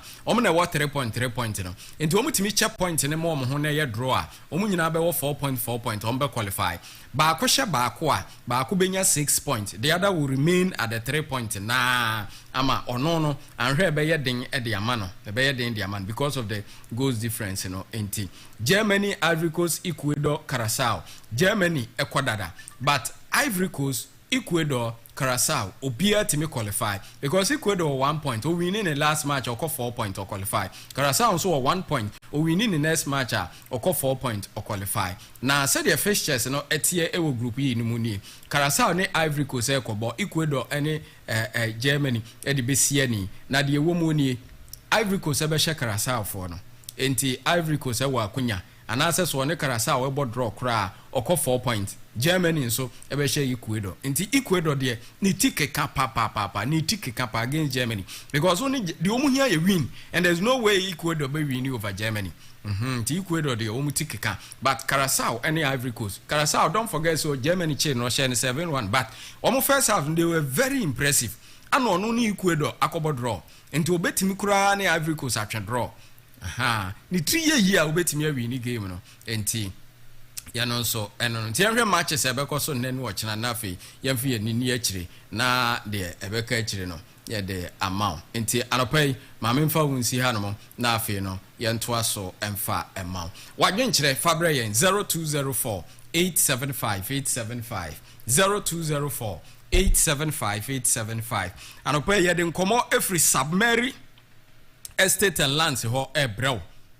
na afi no yewia ya toa so ede ama no nso abo apaho sima no eye aduanan miensa yaninti yede nkomo wi every submary estate and land ho aba na yewia ya toa so ede ama ene a no pe e yaninti ne yentra submary estate and lands omo awedare nsase mu pa a omaje mu din pi no a na woti wo monkase ya no watu anamo na afi wonso akwaje wodi ya sede be ya wonu wabusua ubenya baabi pa na mudimuti ato esanse enkran brabo ni mu apre nyina e bebi edi eti betuntia akwasi osei protocol bra akwaba ya miria bokode anape mi ho den sa chokonkon no de ho ase submary estates and lands nkomo amwo ya no pe ne say no kre submary estate and lands anape said edi kan no menu akwab na Japan abobo so bia Ghana for ye pese obi aye fiura sanse nei akwakoba ne se ne kakraba bedu ho a na chese efiura edge ntimba chana pay enkomo na akwakoye mienu ye mo bibia akwaba ebia na sabre uti taxi mu uti trotro mu sabre is a busy morning wo ko adwuma bomodi ase be fa number we na wa trot ho na fi in your own appropriate time na fe ye wa fe Mr. Sapo na oni na din komo yin 0243 009451 0243 009451 ana 055 000 1500 055 000 1500 last number is 0265 963380 0265 963380 but your number we ni na abeka kusi director so Mr. Sapon Sapmary Estate and Lands if I choba fi hono ma medical catch say ton building materials papa e di sidan and then you so to talk intino to say ene emesisi wo nsurum utumi say baby awote no asase na wote so no wa hu say asase ne say ne bobia ne tibia esitie if I choba bomodi say Sapmary Estate and Lands se ope baby a filling station ope baby a supermarket ope baby a school and ase ope se oye project akese ya bomode na boy apunu ye be ma won sase a obetimi da project akese afi building materials a ye ton no so no quality and durable ye building materials a papa me see the next 40 years to 50 years now dan is wa petampi nsuo to ewiabo pesi now dan da so si bibiasi na e ba to bomode ase we contact yen iron rods cement that is a door flames and na do papa ye de board down so and table nua papa ye de good down so e ba cho ye ton cement papa utum say durable cement afi so ye wo tipa tracker ye de twi abo ne ahwea ye de magana fo abo ne fo kama pa e ba cho ye wo architecture men and a team of masons oba fi ho no mu asase ne ton ma wi aye no atena se na fe ya kire kwan ya do be fa so a obetima ye project no e ba to so oba fi ho no mu na se to asase ne wo ho no mu obu ho no mu o asase ne da ho o se Matthias amede be sidan no akwakoye bo achibidi me pa to oba fi ho no mu kakra bi ekita obi an se cement ye be ma obi kakra ye be ma obi afi iron rods nadoa door flames me pacho your block factory ya supply blocks in Ghana for lady sidan e pacho ba hono ma enu edi nkomo a Africa krebia wo bia na agiri ato ne ama blocks ni bi kakrakra pacho mpewe na apede afi ensase no so no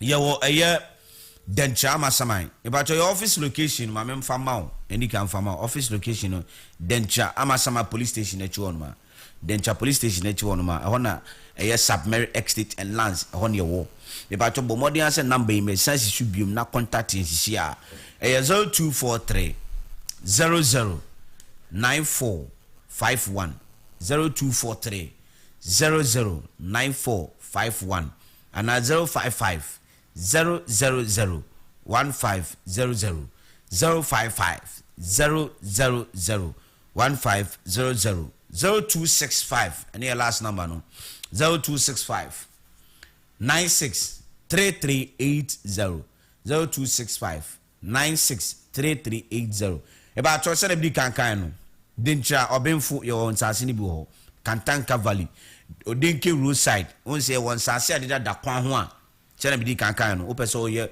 filling station opese osi school opese oye block factory na say this big project we nya mabobo so nyina no e wo so nya nsase adida kwan but submarine estate and lands you want nsase adida da kwan ho a ne bofu registered and gazetted ya registered land no ntibacho asase bia beton ama obia no pacho land garden sem eni so enya afi ne obe se na o ma to land na mame afi be kwaku duo no na land no na say land gas vo jina so pacho da bi submarine estate and lands you ton asase de ba land garden sem bia ni hu e pacho the bedi kan ka cho say ye documentation free the kakra bi ekita obia no oba ni age na ye documentation that so pacho ti ni enkomo ni obu onu mo simi kita 5000 Ghana cedis be pass ase ato no kra bla se o de to ase a be bia opa bia no be twa e de amount ti madika ma locations no kasoa e obi ho ye won samom ye ebi won samom na fa teacher mante kwan no o ze e kwan no mo ye ne sa no kumase kwan no ho ni sa no ye wi a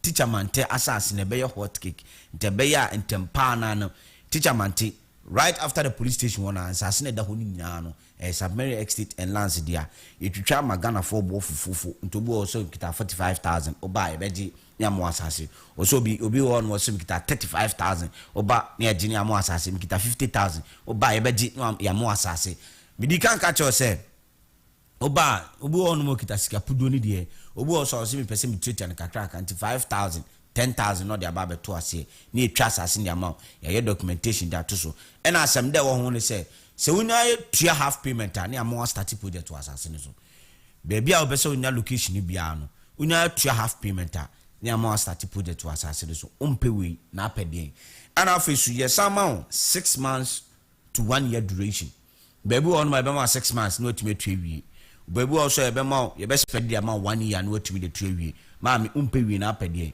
and then show to e form ordene kakra na kita no ye beji e de ato na enu adi nkomo kakra wo ho anafi ya bomodi ase ya boa motimenya asase no ye project kama e de ama ho eno onu abusia eti submarine estate ye de yesi ye ni company a ya adwen se ye be magana fo nyina ye fiura ye be magana fo nyina ye fiura fo nti submarine estate and lands Yanso na ye sorry a ye obi kan ye de nsase esikam ne adi kwachi bra kwabra ye de nsase sikamu ne adi kwachi tese nsase ne ya ye no moderate ebo no efo nti Ghana for mu nti ne yipa e ba cho be bi ti se hobo ye be market no nsase no odu hobo market no mu a otu ani adi hwe so nsase ne gu ho sa no nti hobo ye be market no ena face kofi kokutuku ye ben lorry station one and two still lorry station one mo a obetima nante no akwa asase no so sa location so nyina me de ma nyina no mpacho won asase ni bi ho no ma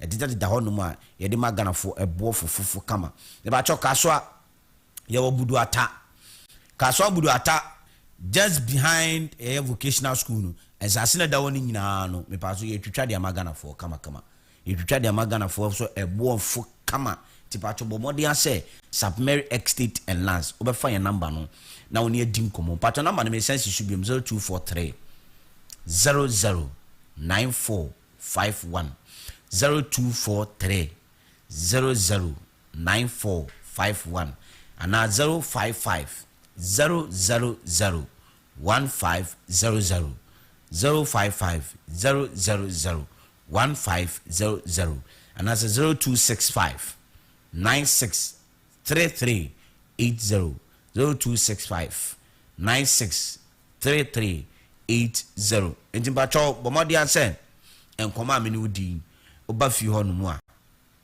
sikebi ekita obia from 5,000 to 10,000 fa beto asase na se afi building materials no so nkomode wo ho ne se enye nyina na betima tabiri sika bum edi aba beto nti se iron rods na wo kakrada edi aba na te se ya de ato ho ne ama receipt eye cement ne de ato ho ne ama receipt eye te se na doa ya to ho ne de ama receipt edi sa ne ma we nyina ma kakaka sa se de be ya uduru asase ne so se we project sister brother mami me youthful aya na me ka ho asemi ya youthful no ba cho nya kakra afa to na kan hu ni se da chi bi wo nti sa ne ma we nyina ye ne kakra akadema woni be ba ho so na fi watimi apagya o mansion e de si asase no so Submary Estate and Lands me see ya ba se Ghana for emu bia aye fiura ma men san fa number ni entudwa ma biem 0243 00 9451 0243 00 9451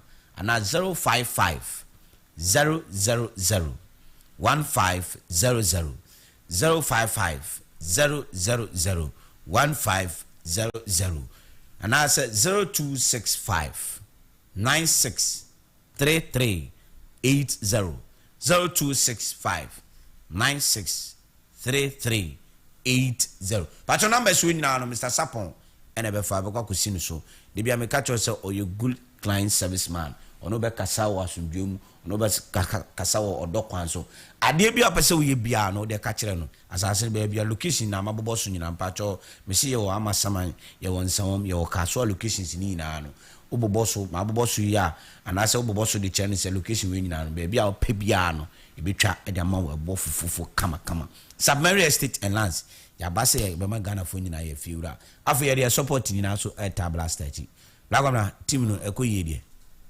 o si ekoyie o the results na ekasa de say ekoyie because World Cup akansi mu ya bought 2 matches ya were 4 points what else come up come but so ka say wo ye critical about the team no one discuss it no one share players ni ade dia and the adwuma ho how the results na ekasa dia and you be say we ye team ekoyie because Brazil won the first 2 matches no were 4 points Morocco won the first 2 matches no were 4 points and these are powerhouse about football that is it and you say Ghana so won the first 2 matches no were 4 points it puts us in the same bracket with them against Croatia they do and die against Croatia there yere ho I was a team share 1 na chese ade I was a team share Croatia 1 na dem one go project na we see any dem fan ho we win I Morocco ne Brazil ball 1-1 Morocco share Scotland 1 and wache Haiti ashe na 3 entino na za muso motimabo ko ni na ne here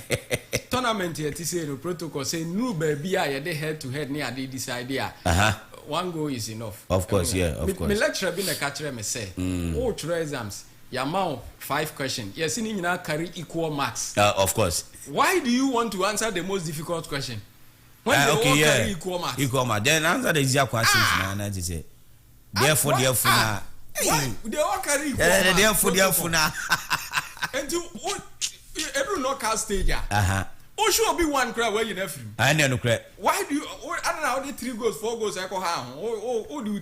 O say no, a peja uku anim. A man who say, "O Bobiana will do connote say mood."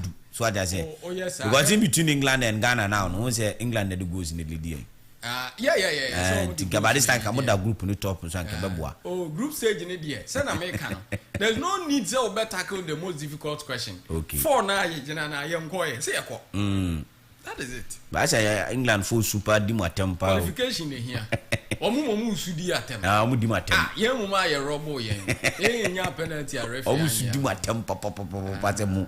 Nka de mati anka. Omu say ade na Ghana ball na say de ball no. Ade sesa ye hugu akire ho saa. Oh, na say ye ball. Moment mi engrem. Na say information ye ball. Ye no nka ball no. Say information obi e ball.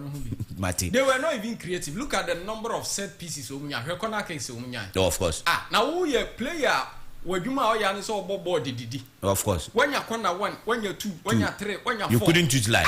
Unya bia no abotum. But the boys did well. Obi just Harike amu to me in the game no mukra no. I was surprised. Who your team are professional say boy. I was say Portugal.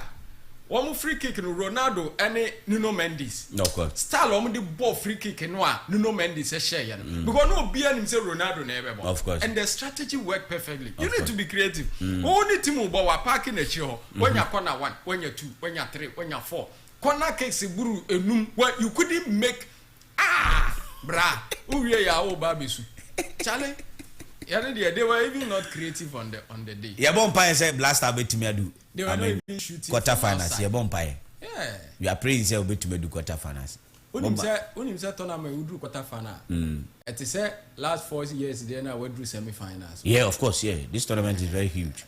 Because anodium, is an anodium. Obi anya better sa. Obi anya better sa. And I pay some money for your crackramu. Number no 0243. I'm into bossing one number 0243. And I pay I was say unya asasi bi 2 achi. So what I say 0243 00 9451. Okay. 0243 00 9451. Okay. And 055 000 1500 055 000 1500. Last number is 0265 96 3380 0265 96 3380. Any of the locations biano offer number where I'm Mr. Sapon baby I'll pay biano be try the amount fufu come pa. Good. Abusia mama minti we free home ratew. Na yemfa enkrata no emre o. Na Hackson is into ninja. And you fahama no jurane. Shoo. Unim, Jagona wouldn't blow it up. I mean, a jigon, a tosun to me, a damn padlock cranny, a Solex padlock so, a che, na a heavy duty pa. Solid brass na one day, Empro, Solex door locks and suitio. Now, Solex door locks, any Solex padlocks, Ninginaya ISO certified. Fresh 0249 232 329. And who say Solex padlocks, any Solex door locks, a Duchem, Solex, Bambos Ronco.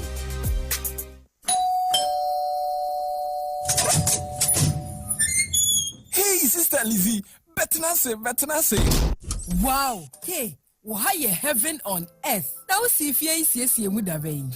Me, CCSA. Debbie, Frames Properties, Wamudani Bini. Hey, any walk Romusano. Me estate for idea. Omo the meaning ambush you. Ha, enemremu bush. Frames Properties dear. 1 year dining in our room. Said your one castle be hua when near Jehono. Frames Properties for 1 or 3 bedroom semi-furnished with fully fitted kitchen. The unya ya wompa. Anyone tadie. Now a sour 4 bedroom house on swa. Kitchen mienu, living room mienu, air conditioners bubomudada. Na ewo electronic gate, electronic fence, any CCTV. Omo dining in our so ewo krum. Achimota Christian Village. Hachu. Any Amasamai. The say the West is for doing an ambush in media. This I'm a frames properties. Okay, many Brissampa now, dear Sirino. Na Chrome Fee say, dear, met me at Tobini. Oh, ubeti pa. Frames properties ya dino. A one over form. One more flexible payment plan or Honswa. A suit to Obia. Sorry, Mamma found call more Musisia. Frames properties, Ewo Hachu.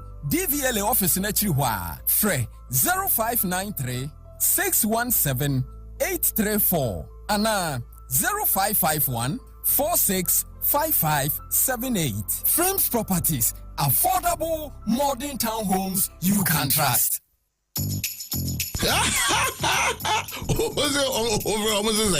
Jack, obi amfa wo. You be me kwakwaji misika. You party am do am pe o jisa mekom. O de bibia na dey say £300 o, enye sika ketwa. Hey, that means say me awani abre me so here. Me catch you. Unim baby home company na wo. How many years ni no ma ye adwuma? You don't know. And it's £300. Say wo kwakwaji sika no. She, me she omo. Dia kra mebo. But the issue is, o download the app now. Wo say wo dey send this car ko Ghana. Say bibi esi wo ho a. Ehi na abekwa kwakwaji sika. Anza wo sha. Media Danny Danyina Unity Link app and one minim Omo office wo UK Omo office wo Germany Omo office wo Ghana Omo office wo baby Bibia utimi ko any nipa di nkomo UK buy mo and a license Unity Link into ni omo nyankita hudi a wo ahotoso 30 years ni na Unity Link ayesi kamani adwuma no mo da so kroma mamrem di no kra ayesi kamani adwuma ne said obi nya bi da awo Unity Link so no obi mani uska wetimi yin bank and now timi yin momom omni telcos any banks ahodo nyina ye adwuma and this say this is Unity Link na oba kano kra download the Unity Link app necessary Unity Link simple fast and secure. If you do not need chidney and a day herbal, any alternative medicine, as some man for a pomodin, and Yarwana J. Jawuni Pabra Bumuno, and nam amen and sanunti. Ayarisaba, amen at the herbal, any alternative methods I would want to say, homeopathy, naturopathy, and reflexology, and Yafufon Sayari. Ayarisamu dance ye, if we gan a new Yasia ma memuneba, and they say, amen won't feed ye a yeni pediamu hishamusia. Yarena Tahin, Amen Behum. Amen Scientific Herbal and Alternative Medical Hospital. Yenian Kasa Yenro Ebwamia de Koyare. A son of Pepa, I am Shishie, and or dry your woman on Nippon Quenti. Ye 3 and was soneston in Rosso Croje, and ye Diababe Koyare. And young was a free 1996 Bessine, Yeka Herbal Hospital, na Yeka Amen Scientific. Amen Ajabas Budi Bebri. Amen Scientific Herbal and Alternative Medical Hospital. Allah Shafi, Onyame. Wow, madam, for a second, na me kasa o haya abrochiro. Hey, me abrochire. David Ghana ani ewo no. New Oak Limited estate mu. E na waba no. New Oak Limited ewo modern and affordable homes a omoton. Omo 1 bedroom, 2 bedroom, and 3 bedroom houses. Na New Oak Limited ewo gated estate ewo Oyarifa eben Oyarifa mall no. Hacho eben Wisconsin University no. E na Oyarifa Ghana flag. Hey. Areas here now so your prime areas you. Oh yes, where the unhushio. Let me welcome you to the New Oak 11-story residence. Eya brosanya etwasu dubako na world-class amenities e woho bi eye. Shopping center, pharmacy, swimming pool, elevators, and na 247 security. Na energy samni say New Oak Limited esan wo mortgage facilities e woho. Enu nti wa wo pese uto dani bi through mortgage no. Also bra, New Oak Limited main office no e wo Musuku Junction, Ashoma Estate, Accra, Frey 0243 702 709 and 0244 517 076. Ebio 0246 273 940 and Afe 0551 54 5958. UK +447 84 55 43 919. Website www.newoakcompanylimited.com. New Oak 11-story residence. Modern, affordable, connected. ba no che obey 2 years ene nti obey when yin intentem ahodi mu aba be say ba no sa no I can't believe it. And you believe baby vite multivitamin drops and my wife this is some of friend no mu a when yin intem fefe sa baby vite multivitamin drops and your son with baby vite the syrup 100 ml and 200 ml e was say me my wife e couple bi toma ye ma no abofra be ye nipa brane a na free from your be ye free no mofra brim baby vite the syrup and the drops ana na shenin so say baby vite drops with vitamin C sans na baby vite syrup crea vitamin C zinc and vitamin E are emma nkara immune system e strong baby vite syrup and the drops vitamins and minerals for a healthy baby baby vite multivitamin syrup and then the drops our pharmacies and chemical shops at phone Pharma Trust Limited 0561 088 663 and 0561 088 666 FDA ahwehwe saa ejede nkrato yi mu agye atum se eye Mema wakwaba eba Fitech Limited ahadie ye boawo emu akoma so adie se obeye fiera no ebe mumawo Fitech ewonsase wo kasoa akoti dentra ene mia huduo pi freche bebia wonya asase anka wope Fitech bepe bi wo ho amawo yensase ne deye manso ne ho enso ne nkane a wo so ebo ne dafom ne ye bo wachidom ewo won krata asemu na asem de wo ho ne se Fitech yi ne nsase ne biasi ho a wate bo no so kra enu ntitutimrika na beje wodie afeitie se wo ka otimi de beje asase ewo Fitech wo pese wo ton wasase wo fie ana wo pese wo tofia fa bedan Fitech na asem de ne se Fitech Limited ewo discount packages ema wo bia ewo ne nsase ne so enu ntibra na ye twen Fitech wo kasoa ye ben GCB bank na wo kasoa uniba kwan no so no what overhead no a wonsa benkum so free 0244 43 53 45 ana 0249 969 008 Fitech, your dependable hope for your dream. Rainbow Radio. Yedi abrochiri Ghana. Yedi Ghana akwa abrochiri. Yakwaba.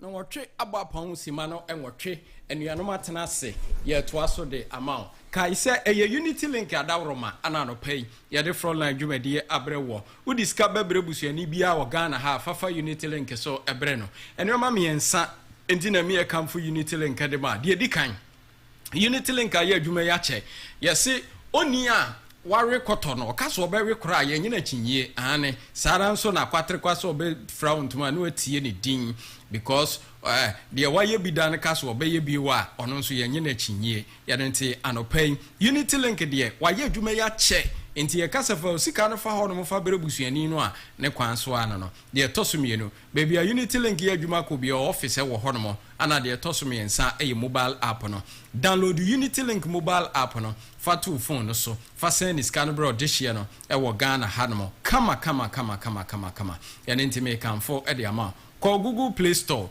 ana App Store download unity link mobile app no na fa send scan bro this year no wo Ghana ha and then anopay as simple as ABCD and no yeah was 6-bedroom house e was 19 junction e ben Shalom Sport e was Lashibi ye Tony me pa cho 6-bedroom house e den bia won washroom na che se den bia ye master bedroom no spacious compound and kasa ana afi no e baby e da no e ho ye prime na ho nso ye peaceful and kasa obetim de ye Airbnb adwuma ye bi obetim so ato e de ama wo ne wabusua ye nti me kanfo e de ama se bomoden a se odu wani be kire e ye e ho no e da no e wo Lashibi 19 junction Ben Shalom Sport no fre 0551 546616 0551 546616 na ene one ntwehwe enkomo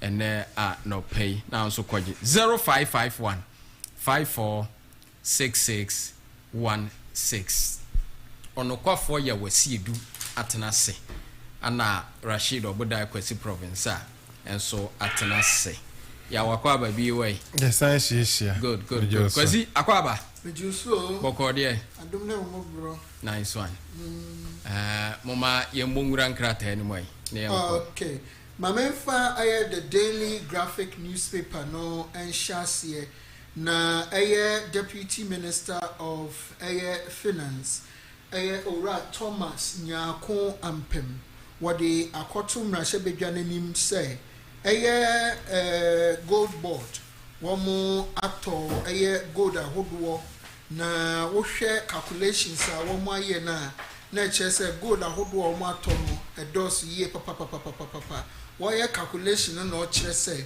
between January 2025 and May 2026 gold purchases are 135,843 tons na ninche mo enechira womo etimi ene artisanal and small scale mining ASM sector no ene di sa dwadie ya yetimi enya so emfaso na wachire mu no chire say within the period no 135,221 tons of the total volume no womuto free free small scale artisanal sector no na near kaye no womo eto free industries na esosun large scale miners efo no na ose wo 2025 nkwana aggregated and exported gold womutoye from small scale miners no 104 tons I no emayenya sika broso by $10 billion na question na yebisa no ewo na shebedwemu no wochira sa gold board achievement ya wo manya yi eno no eboa ye pa ema Ghana city no nso etimi enya hoden afei nso ye foreign reserves no nso epegya move from 8.98 billion in December 2024 to 13.8 billion by 2025, the same period of 2025 December no na what they to just say Member of Parliament Edimo Fulcrum Michael Kwesiado wono eno de ensemfuano ebone so ebisa ne say chire yen gold board omo show mo adwumase no dodo asa no mato free small scale miners for ho ena dodo asa so no mato free large scale miners for ho eno hu moya a wode ma ena wobubu ne toto a wode ma no na o say May nkoa no o hwe January to May 2026 na sika yenya 16.1 billion on purchase of gold emu 9.8 billion no womo enyano between January and December 2025 na o say gold board edi shawo gu akwamu a womo de ebo dwuma sene be beboa ama omadwumadi a womu die no etimi etumpompa enya no hu asem ko ano kaye MP for Kwabre East akwesi Jemfi Onyina Echiampon wono nso to deputy minister nanima wo bisa ne say cocoa board sika wo mo atwia ama license buying companies LBCs no saying from February to September no saying and a deputy minister no actually mu say aban we buy omo de shawdo gu akwamu a womo di edi omunuma financing agreement ahodo a na ewo ho no womo yensachiraye ahodo bebre cocoa board se a womo de enkrata ana bili ekotumra shebedwanenim sene ebe ya womo ebetimi ankasa afa kwan foforo so de apesika no mo de adi omunuma enya ade se yede sa apam dada na yede di dwuma eno no gise ekobo bisia owo bosia ye wia na ye minimum ewe yen koko na nso na afa ye ho akokire yen enti ni nyina emfoa no wɔkyerɛ mu a wɔmo ɛyɛ nsakyerɛyɛ kɛseɛ paa a ɛbɛboa na okopie mu wɔ Kenya nso a mmaburu bi a yɛakyekye ɔmo yɛ bɛkyagye ɔmo with murder na ne nyinaa ne sɛ sukuu bi ɛwɔ hɔ ɔmo kɔtu jagu mu a ɛnam so ama ɛyɛ nipa edunsia ewuye na ɔmo mfie no na yɛ between 15 and 18 years omo nyindru baby a ena saa ntokwan eba ye wo ho a ye pa jagu dormitory wo Utumishi Girls School a wo Gilgil wo Kenya se si a nipa ya chi omo ni nyina ye bu omo kumfo se ane omo ebiewu omo kunipa enti no emra ne omo ndi no se ne ebe ya o kire bi nyame ye omo adom na omo koba na omo kopie mu obebe fufura omo hu ntokwan wɔn ɛbɛtwe wɔn ho sɛ egya no na mɛtoa so ɔkratafo ɛtɔ so du baako a ɛyɛ gender responsive flood policies needed to protect women and children. Ekuo from African Center for Urban Resilience Planning and Inclusive Governance. ACUPIC.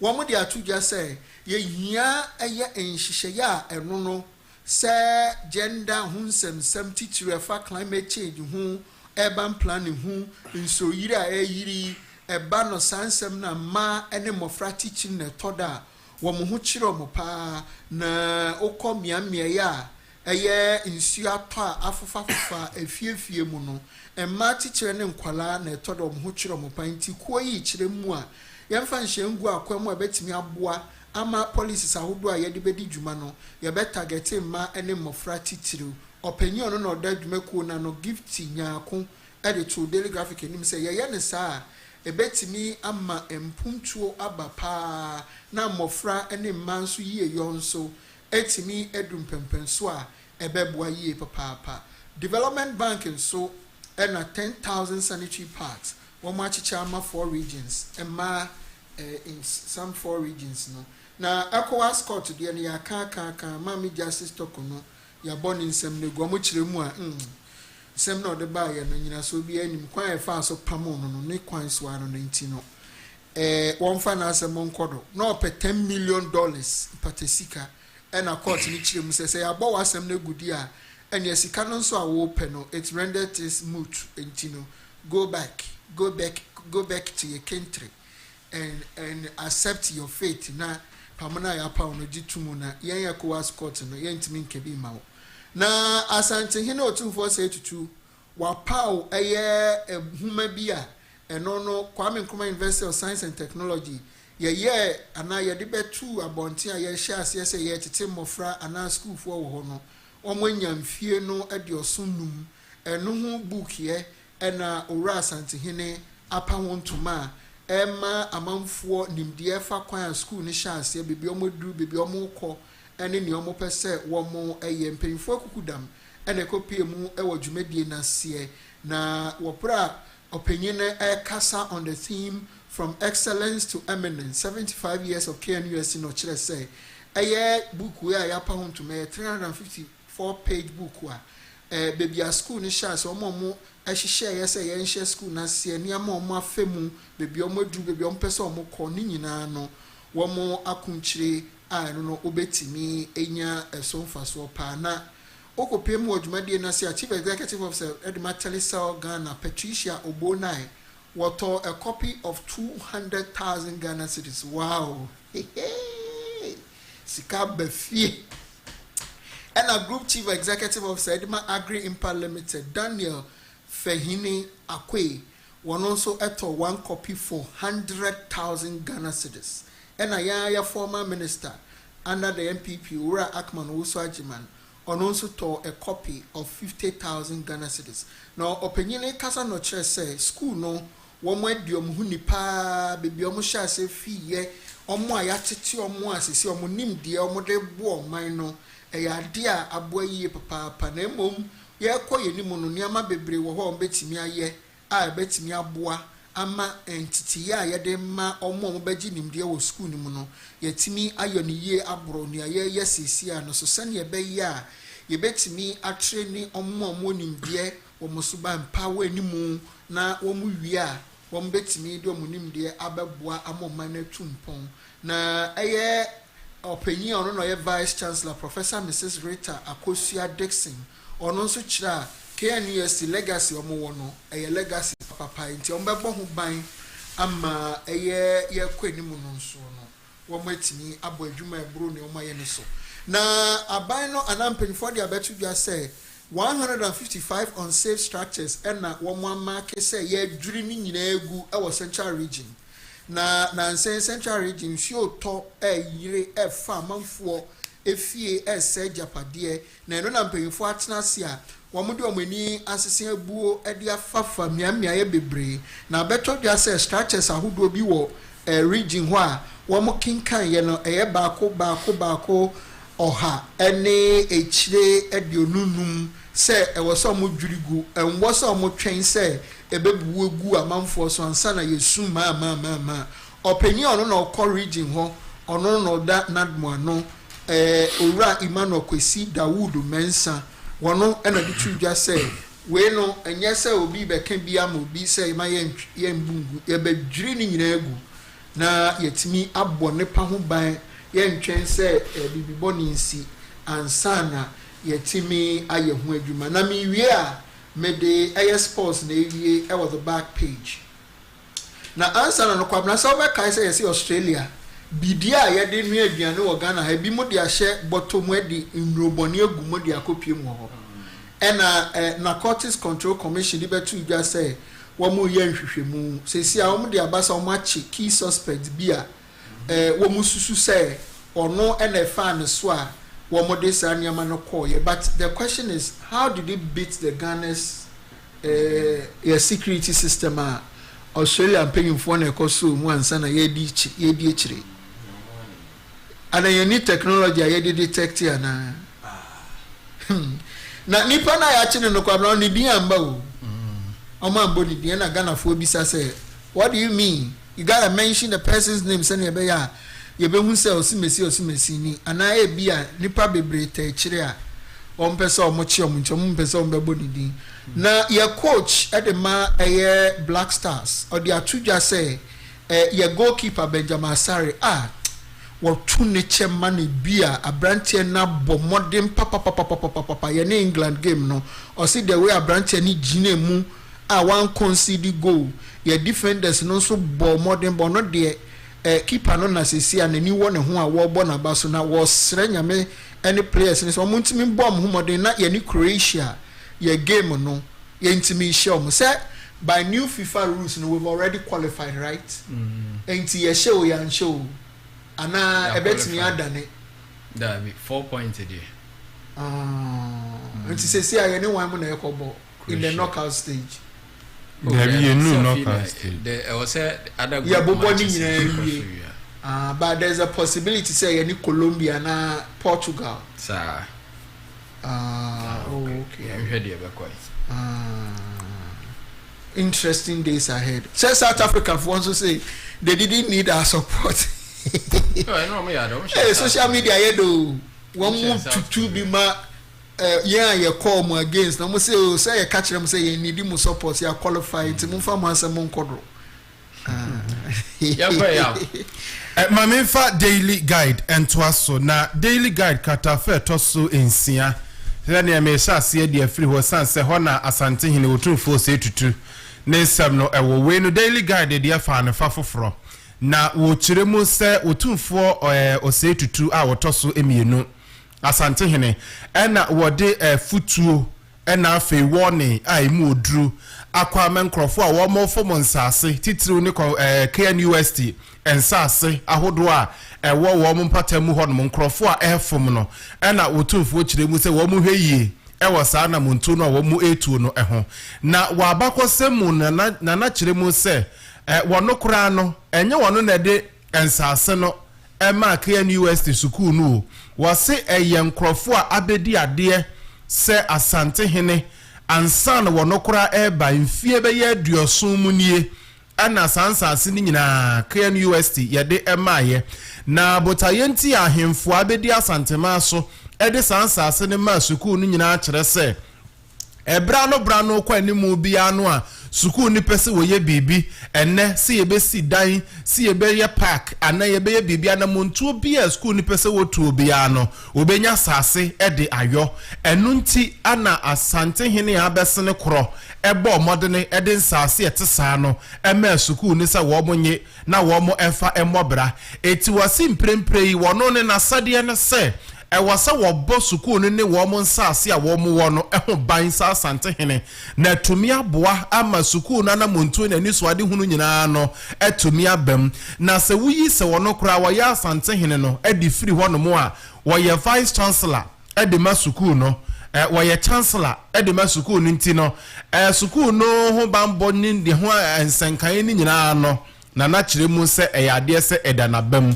eti wo ma wo bia kwan wasi no abusuya pani ane betimi anya akwanya akase o medie me na simesi etimi wa akwanya wo KN UST ensase ho wasi obi ani sa akwanya no obi ani sa tumi no e wo KN UST ensase no se ono kora no wote wei ade atoda na ye ne sere na ye ne nwanwa pa ne aroyafo a yetimi di asem koma wo mo ese an media me na nasimesi ensase wei mehwe a ye dia eti kone kodi mame wase wa wu ko gina court na wu ko di sa asem no sero ya ni ade ama wo nipa koro no gina yie esanse wankasa koro no sero ya ni no wagye sika a wutu sa na mo no wo ho eye ne sere pa sanse wono sa wote ase se oya asante hene no wasan ye chancellor ema sukuu no wo makwan da ema wo bia sempo ye ni busuani se wo ye de hye se wo fa hin se wo si hin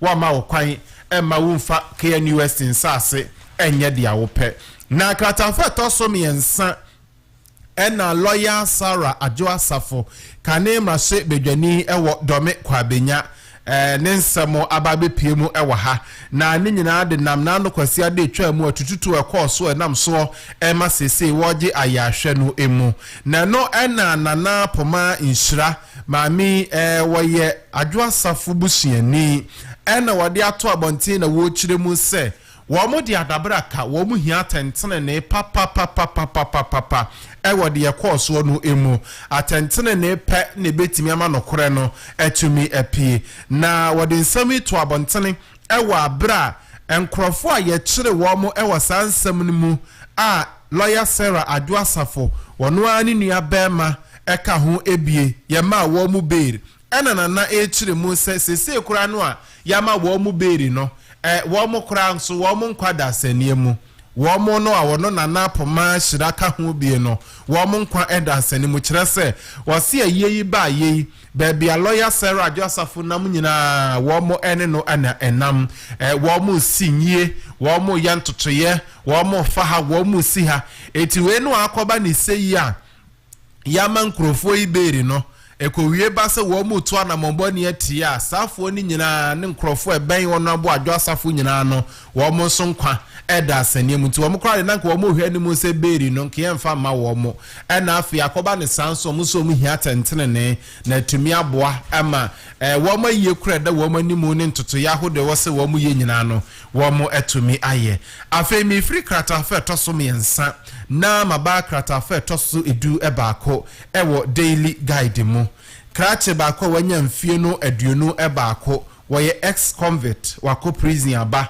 ya sanso ama ne mfie nan ese wonkoda efiase na wonkoye adwumaden adan a wakwa wia mobile phones mienu ewa abra kwansia sie wonipa ne ho kan wa kwansia ne mo mobile phones ena krachi wakwa akofa na enokra na judge a wotena adwam ewo nsuta circuit court asanso ahye no se won sanso ntua 5000 Ghana cedis ewo mobile phones mienu no a owi aye no eho se wantimi anya 5000 Ghana cedis no antria ye sande mfie mienu ebeka ne mfie na ne ho ema no aye mfie nsia no akwa akosom ewo afiase nipa America na asami krata ekire mu se ye friend no Samson esiedu Samson esiedu eni din ya woje so na wabra kwadubofo no ekire ne nsemu ede akire court no eni wo kire mu ese nipa ne ho kan ya ye friend no Francis Ejeku Mafo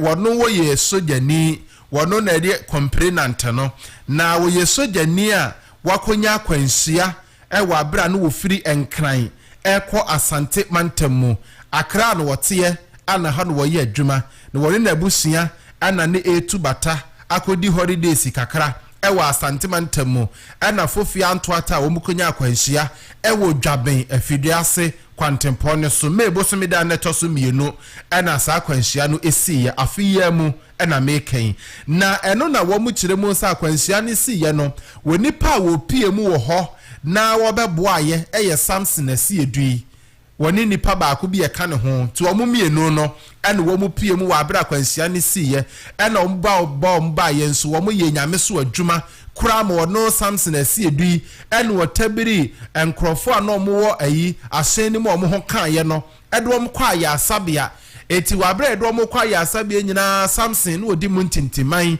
ane de safo nyina kopie mu ewa ya asabia anu wo mo egya ya hwe se wo ye papa ni nyina so na boni wontirim enti wabra wo ye papa 10% no na wo bedi boni 90% de asoso ama no aye 100% wabra wo mo aye asabia ho no mo gya ya hwe no a ena wura Francis Ajeku Mafo o chire mu se na ni mobile phones o nani ba ne ho so no ana ohu se ni mobile phones eni ne ho eti entam so ena wo frɛ number no phones ne ye mienu ena wo frɛ number ne baako wo frɛ yenso ana Samson Asiedu efa akọ no chire mu so bra wo mo akwansia ne si ye no mba si ni ho no mo no ena wo fa mobile phone na nya ne kwambone so na wo fa bo ho ban se be ya owura Mafo ani so tete no a na cheso de ni mobile phones no e de ama no krama mobile phones no call no so ena kire se wade aside mu oduruma no se wabo ame e de maba ya sabia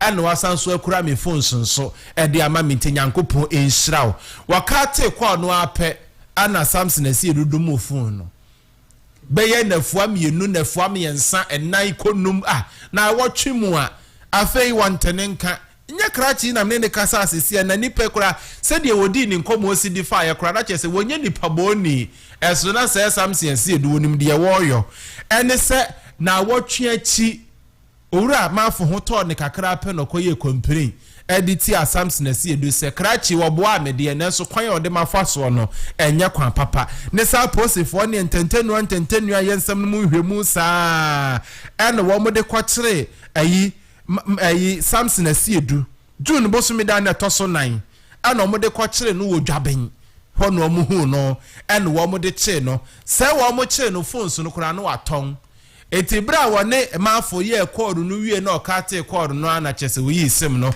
e de free mu ton phones no obi phone a papa say wo so oton ba ko 300 Ghana cedis anti wa ton phone no 300 Ghana cedis eno ode atwi nanum na no na asam no kopie mu wo court na chese ono krache no e friend Samson Asiedu kra no wo ye ex convict ye de ko adu atesa abo no ama na ko afiase kura akotwa na edi abapen ena judge ni chire mu se na adai dia ena woje ana wama ne na emfie no enan ese won kosom afi 5000 Ghana cedis no eye phone no patasika se be ya owura Mafo na nani so atete no eto obetim de akwa koto phone no bi na wo yusu se Samson Asiedu enya 5000 no amfa ma court na ama Mafo ankoto phone no dia na chese court no so di 2 years esa so be ka 4 years no a wade ama no ehonti ne gi ene okobosin abo we nya 5000 ni bidia na chese 6 years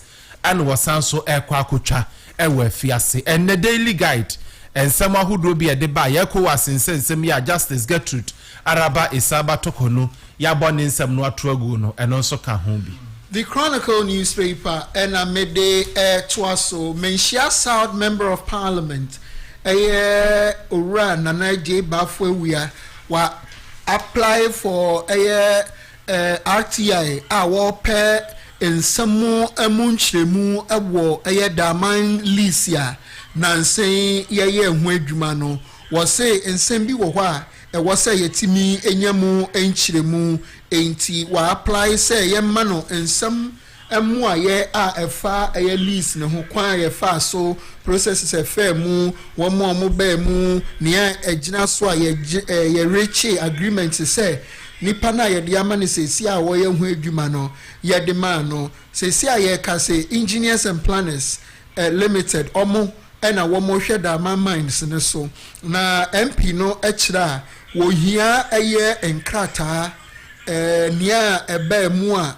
pinfo reach agreement say yemfa emma omo ene niama ekeka ho enti no ne ho ensem a wa apply a wo hwehwe mo se niama bebre wo ho a enti ase ambemu a wo se Ghana fo nyamu nchirichiri mu enti no sre se yenhwe na yemfa eho emu aye emfa ma no ukopie mu obantama ese MPP fo ede omo hu kontokwa ni nyina ne se wo mo electoral album no ebi mu susu se endimu electoral album no mu emu nipa ewo mu no ebi mu susu se de bibia nkoye enti ye hwe ni mu say womo esre nipa mienu miensa bi nan bi di echinye kire say o say album no ye mu hwehwe mu na mu fi kofi say na be yankoba ne say sebi o emu nipa wo mu no mu nye nipa wo sanka ye mo mu wo mu a o mo beto aba chairman a owo ho fifi mensa wono na wodi etudwa a wo kire say niama bi akoso a eno no ankoyie na sesi aye kase wa accuse Francis Asenso Boache say wono na yesusu say sa album no omo ama ho kwan ama nipa bi abemu a wo susu say omo pese omo tu na de so na omo de nipa foforo ebe hye ho nti ono nso say nya de a wo be jemu sa na wo be fe so ay kuhunto kwa okopie mu ewo amanhianso a eye timemufo a wo ho ana residents a wo no womo ade esu ani adesre ato His Excellency John Dramani Mahama ni mu say ya be dwiridwiri adan hodo ne structures ahodo bi wo ho a womo ni anje ho womo pese ye nhwehwemu sane ebe ya bebia enam so a ye be dwiri dan ni guye ni nyina womo pemu etie esan say womo kira enya de a dan ya ye be dwiri guye womo eneje ho kra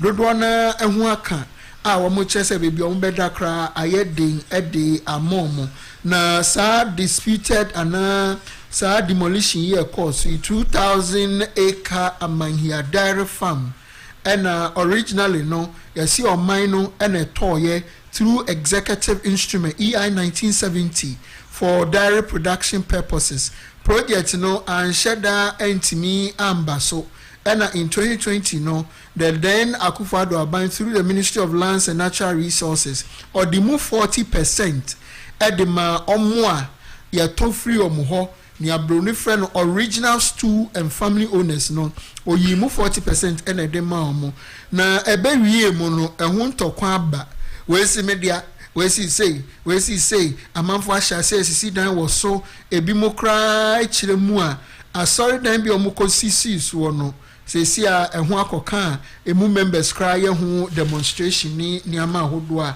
eka hu na eye dwumakuo bi aye from Elok and Sons Limited omo secondary takrade omo buefu omo de Downwell Insurance akopie mu court ni nyina ne se omo so omo aye wei sa process ya ye ya odi wo japade akotum se oh se ba ne se ye bebbo mu ne ewiame se ko ba ne se ye bebu mi dan ni e ba ne se ja to ha ne niam ekeka ho a na mo ama me patasika wo mo kire mu a ya bebbo awura wo mo we mu ni abloni friend burglary no na wo mo atwe company na atwe na $3 million $3 million ho asem ne eken enti omo de akodan court say court nhwe bi no nkan momo no mo order eye company no say wo mo enhwe na $10 million burglary claim no wo mo ntua essence omo company no omo so ma ye omo afemo de a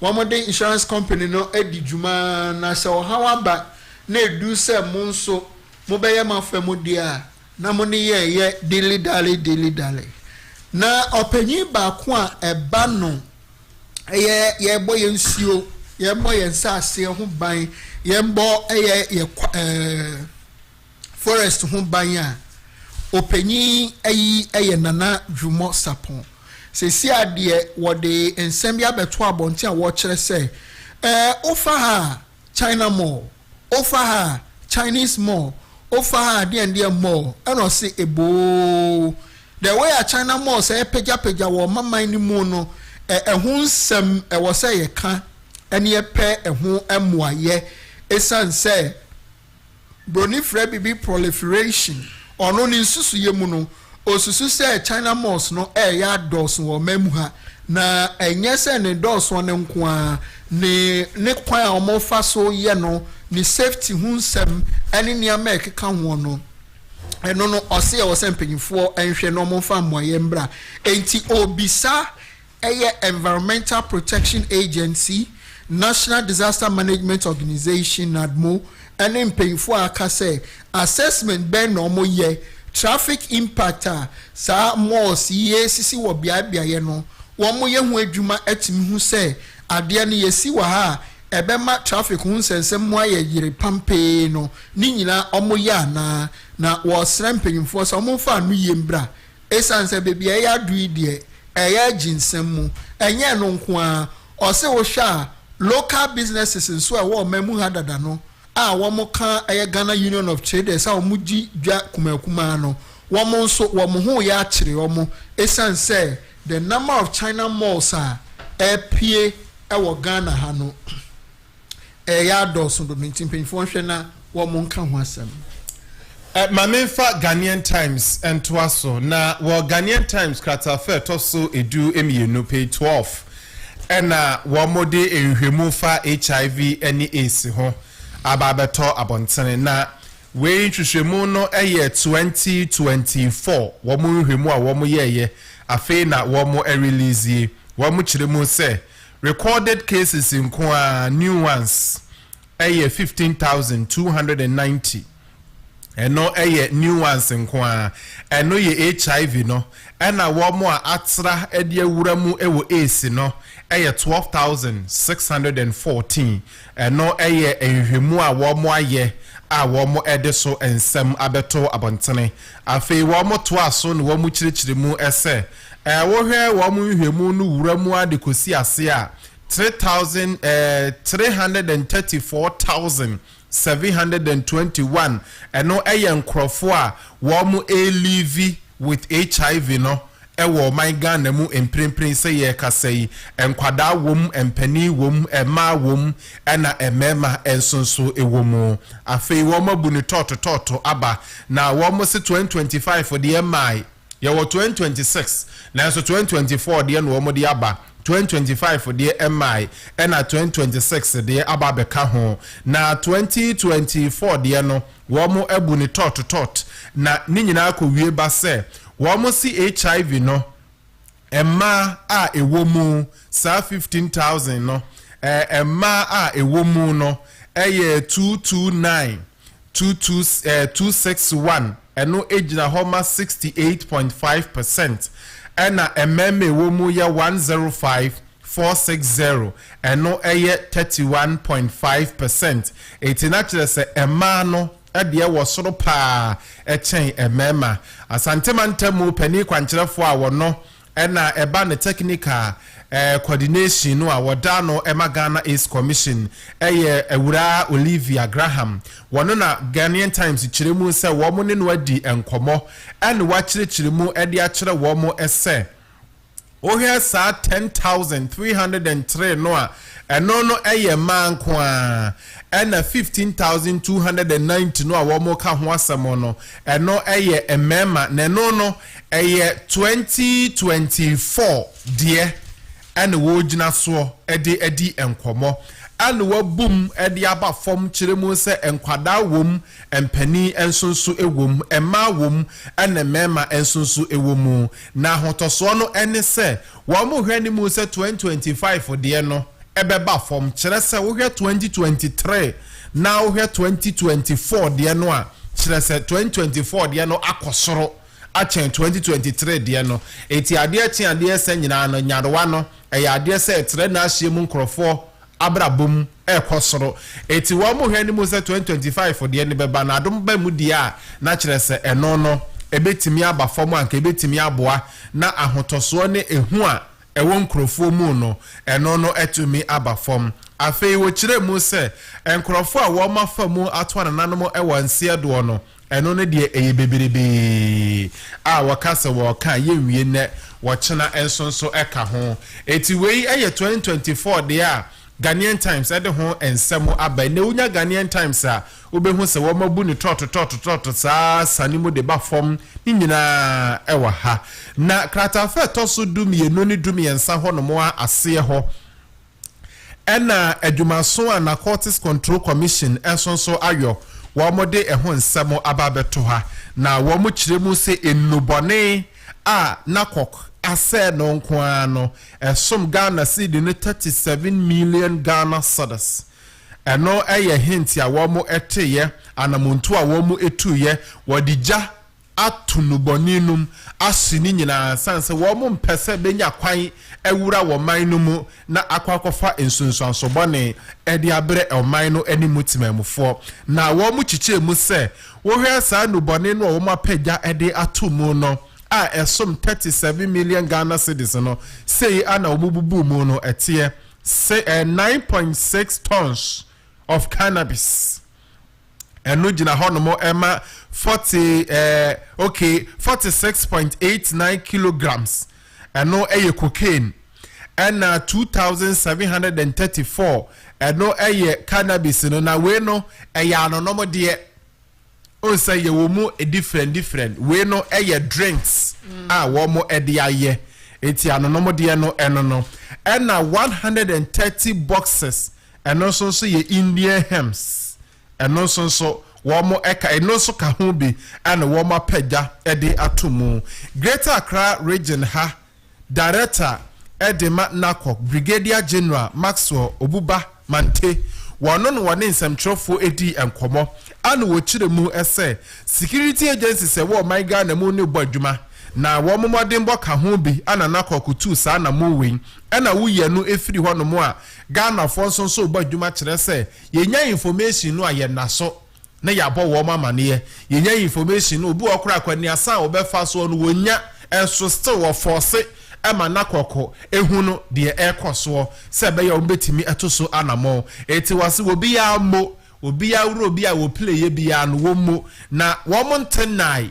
wo mo gusu gina wo mo naso wo mo bo adwuma ne se de wo se wo mo eye no se be ya sa o hawa hodo a enubone ede aba no yebetimi esia no kratanfa toso nan ewo Ghanaian Times mu Ghana Education Service de atoha na wo mo kire mu se enkrofo a wo mu bie wo mu nkrata mu to ho wo mu nya akwanya apply se wo mu pese wo mu kira de wo man no mu nyina wo mu ehunu na wo ma shortlist na sa shortlisted applicants no wo mu wo mu ho modern ni se nyankopon ya domo a bosomi a yebesi mu no de toso aduo no wo mu ni genius be din sa wo so kire se wo mbe publish ama wo hunu se ya faw se kire ni a na wakwakọ ye adwuma kire se July 20th no wo mo de wo mo nkrata ne beto abontene na nkrofo hunu se ya fa wo mo adwuma mu a August 31st e wo se safo ni nyina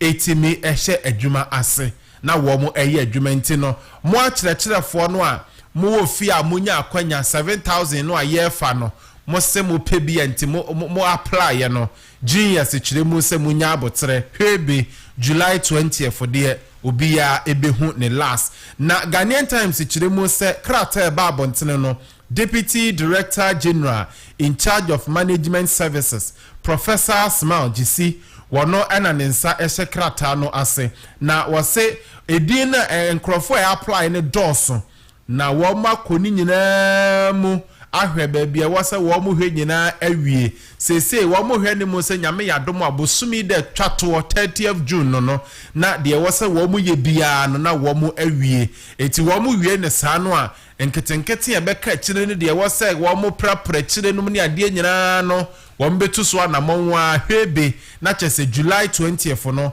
wo mo edede o ma shortlist no ababeto abontene na enkrofo a wo mo ewo mu no enso atuso anamon na August 31st adwuma asase mami ba ko pe wo overseer ni mo MPs num minority omo Parliament Health Committee no so a petition party no omo petition omo flag bearer and omo leadership say eye ora Kennedy okumpreko Japan yem punishing na yem man sanctions efa afare military hospital nsem na epiem wani ni nsem bi okan ye nanse omususu say wa engage in anti-party behavior Dr. Ayu free ye efidu ase asokore osanso ye ranking member health committee Dr. Patrick Boachre Yadom Obuasi East MP Dr. Kingsley Ajiman Ebuakwa South MP Alexander Akwesiakwa Akimodan MP and Frank Yebua Echima Unwabieja North MP. Wamo and a womo chiremu say abro so enti yenhwe na yan chicken e Japan so okay yada ase papa aseda enkoma onokwafo ya wasiedu ene Rashid Obuda Kwesi province dada masepa yanto aso emfa emao anopei no nwotwe abo apon sima no aduonum ensem egu paso edoso frames property se wa samadema ampa cheko na koje dan 3 bedroom 4 bedroom houses na yesie e wo frames properties ye twa fence word ya fa ni nyina ho electric fence egu ni nyina so sara no automated gate ankasa e dan bi air conditioner ebubomu dada me pa cho ye semi furnished fitted kitchen kama pa eno ane wompa no wardrobe a chese wode ko na wode akwa dem ye ntime kan for frames property said the amount ene anopa ye bo no wo form ubetimi ato no through mortgage ye wada payment models wo honso a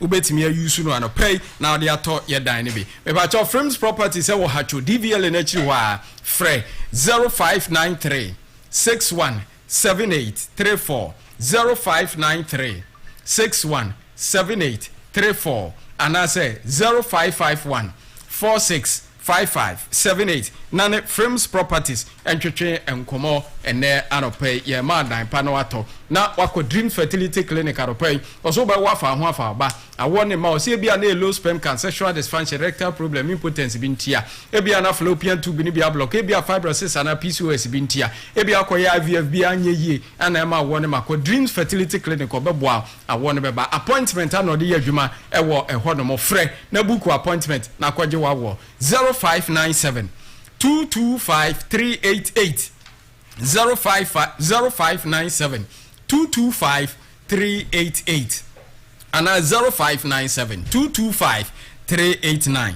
awono de ehu hia papa enti nyamenya awarefo bi adom no ntimi ngu bi etodo na sawade no ne omanya yikura mofra no hunti na yetimi hwe be ma bi wo ho a wasi kuromo odi nkwase asem saa but ne mani nti eyeden ya no asa ba fie na cheseja ama wade na ekonkan wo enti ebi wo mu a eya na eboa pa oba bi wo ho nso a onya yanku afiri mu kodadaada but eja mofra ni nti enti mofra bebre na ekipu a wade no bebre together wo enja mofra de dia na say de be bejina nti ya ko ware be fufure enye izo nti say de mofra no nti misro ko dreams na so kwaje wawo na na bo nso da justice and accountability forum na na yete unka che mo pa mo ye wo so ya ho ye pa de jamiase pa oduma paso a wo ya magana Ghana for da wase ya da se ya sa me shia ma na mi hu ana hu that mo fa na jalu say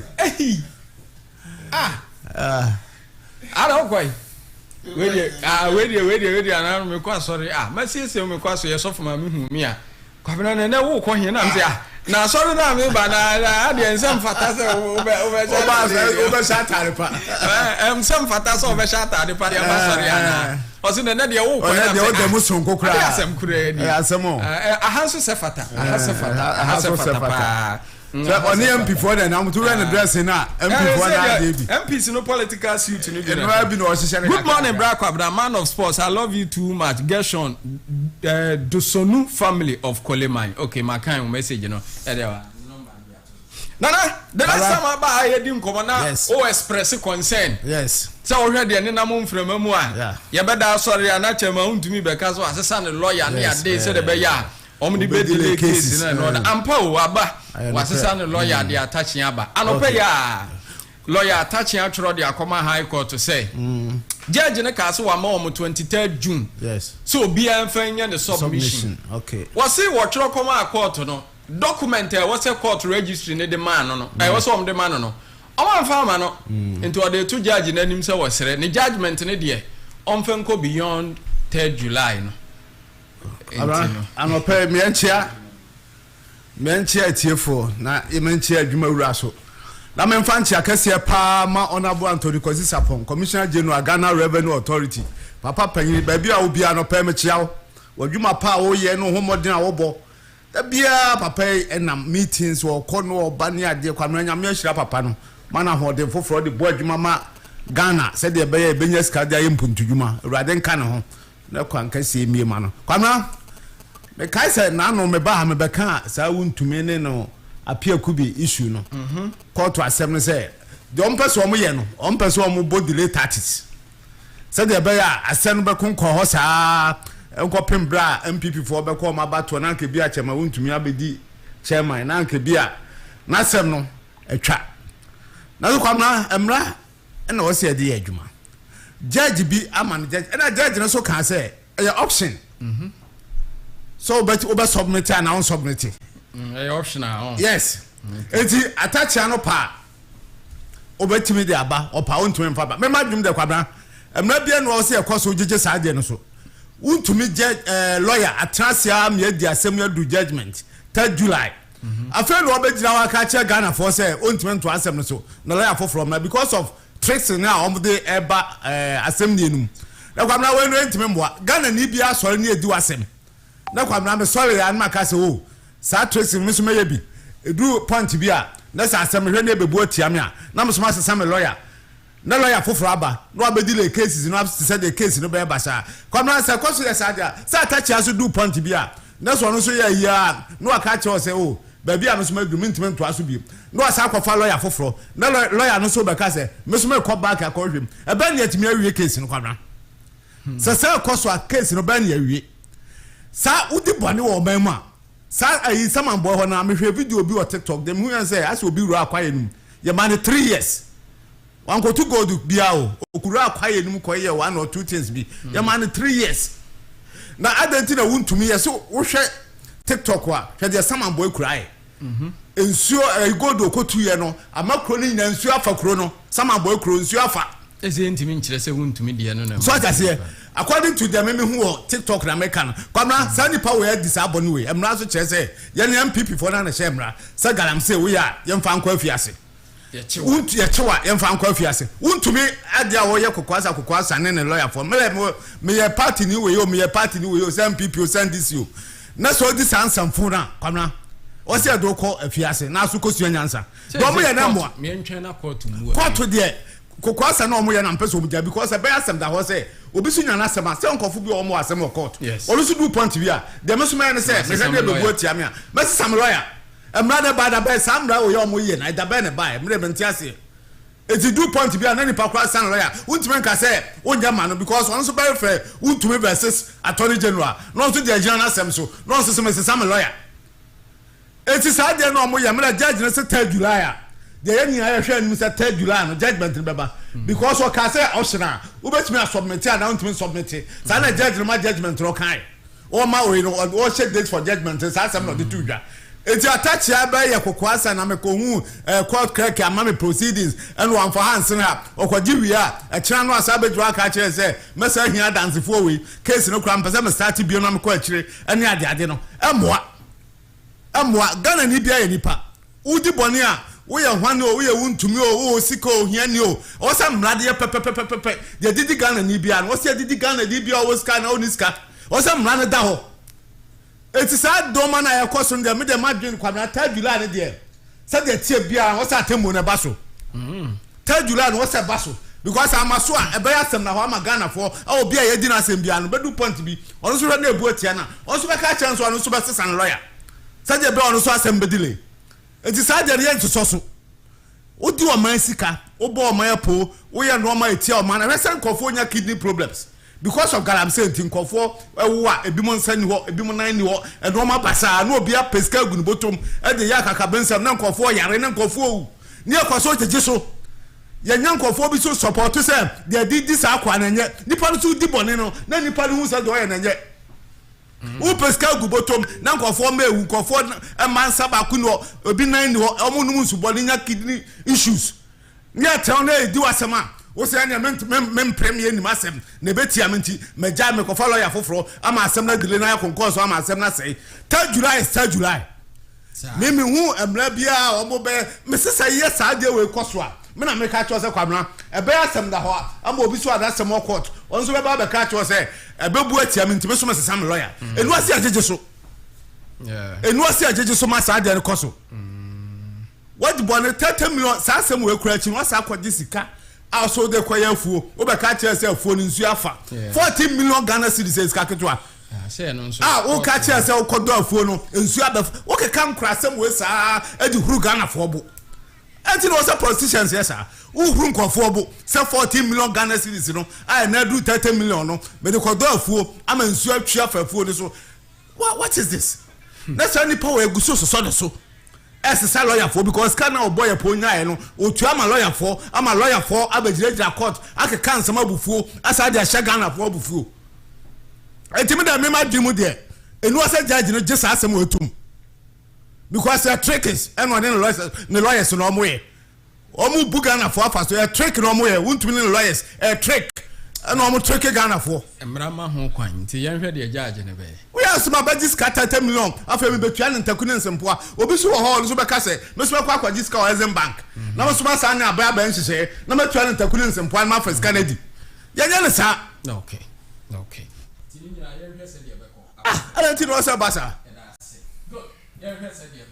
Enti yɛhwɛ sɛ court no bɛpene anaasɛ court no empene a judge no ma July bo so me de to so me ensa so de judgment awasa basu duli enti obiara nya the submission prosecution any defense na July attaching atwero e de akoma yan sha pia kubi kente o start asem on fa submission mra ba bia se bia pia kubi on fa mra na onkoyi ne mpaboa ma ayi attaching apia kubi wona start here unim de si ya waso atwere dadada judge ne ka che onye ne waso atwere yema o start tisira mu premier hu dadado enu amoamo 23 June so obi ampanya ne submission 23 June na o mo so twere ko ye se na pia kubi onu onim de onu submission o de be ko data e ti no on fa ma ayi what is attach ya so mfanko onu warranty that on train for my attach ya no be catch us attach ya me gira on ko trade dey fufuro onu wadi asem na to the end and no be catch us attach ya na metro submission ma sani cancel okay no nkron ba pound si manu mienu aha Rainbow Radio International yento aso mfama no pai ewo enkomo e de emau na ohwe eye de ubokrata Ghanaian Times animu a and one of the publication be by was say transport crisis deepens, long queues, high fares, delays hit commuters. Yebe di hun komo and there are no paying and they enter mama mini way through hotel na fe me ba ye ni sa ankomo yente no nkono de enfiromra. Bring it on, bring it on. Incrodoswa, Eyana Yentina Fakunji Nimguasiu, na Edan Biara any Munyam no, Eyana Ejina in chance papa egu dinosaur, and a Seniana Husutie, Nisantina deep fixed roofing and construction, at the modern roofing Abejaso, Sa manufacturing and installation of roofing sheets with say IBR, IBT, self-log, standing seam, asphalt shingles, era roof tiles, and in chance Yahu Bibre Aka. Halabiani size via open so on sabetini akebi lightweight metal trusses any wooden trusses metre and that any in your papa ye do go a dine so and san heading chance dine abosono minina obayat na ya on sabekebi esan ye niama papa ye wo any ahuto so ye wo ye niama nunti uptoyin chance na ye ma 15 to 50 years warranty on pewe na opeden hwe tira kwan e wo kaso atuba ana ablekuma NIC baby biara wo Ghana had the fixed roofing and construction ye adwuma e wo ubetumi afra yen e wo 0506 522 873 and 0273 304 873 Deep Fix Roofing and Construction, your happiness our priority. Bring it on, are you ready?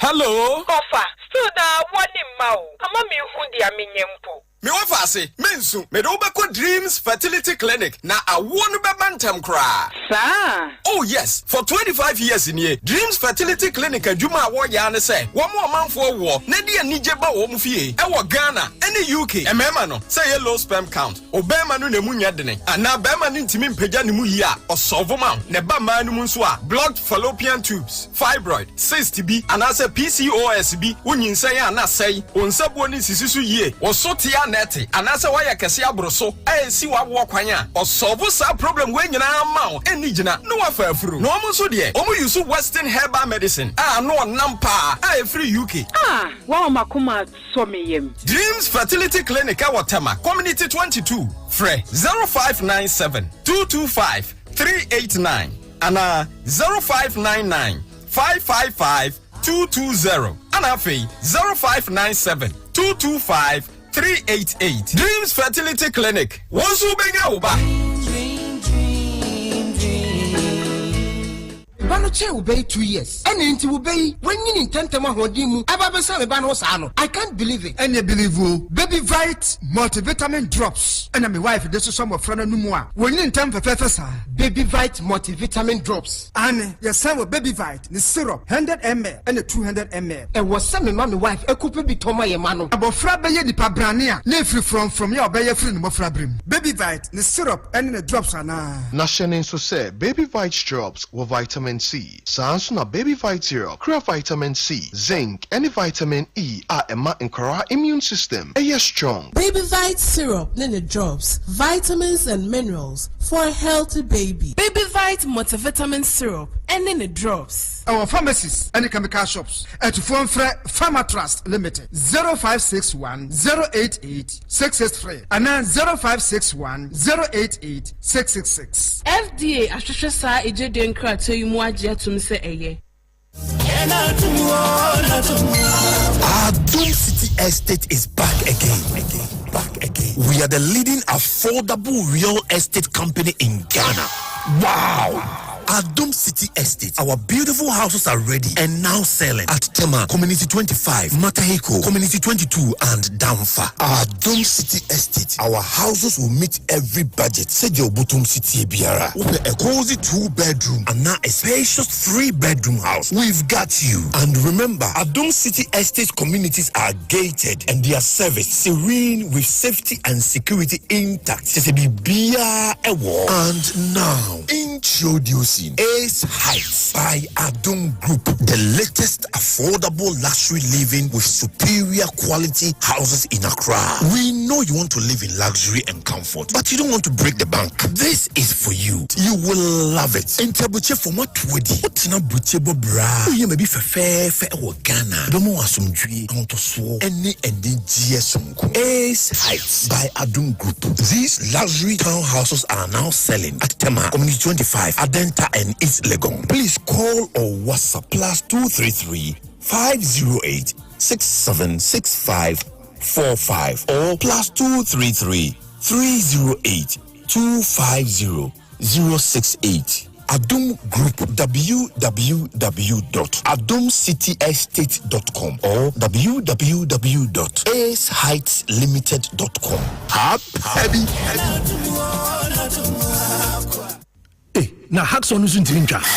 And if I am Jurane, sure, winning Jagrona wouldn't blow it up. I mean, a jigon, it wasn't to you, a dim padlock cranny, a Solex padlock so, a che, na a heavy duty pa. Solid brass na one day, and pro Solex door locks and suitio.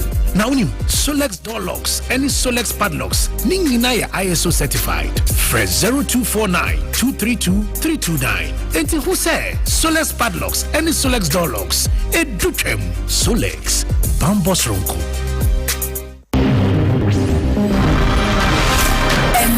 Die besi obi ba bedemu pe. Madam, nana na ujina oda ho na wo kasa sa. Bra, hwei, edam foforo. Na so me dos ni nyina pa. Locks ni nyina nso abubu. Kire se, ma boka egu.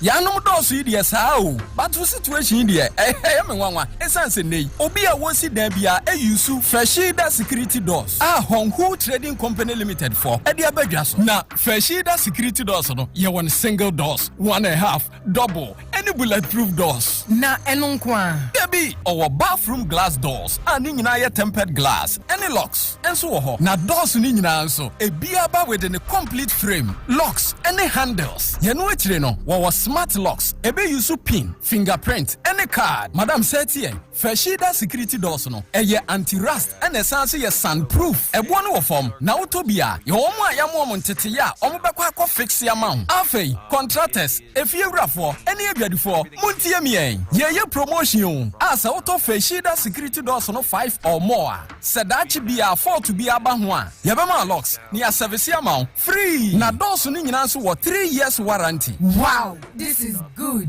Oh yes. Hwehwe Honhu Trading Company Limited. Ewo Samsam ebe media ensawom kwan no so. Ye ben Tel Energy Filling Station no. Abronsan no a. Yatro Security Doors wholesale ewo na pampamu no. Free 0272 120-616. Freshida Security Doors. Eye papa na echenso.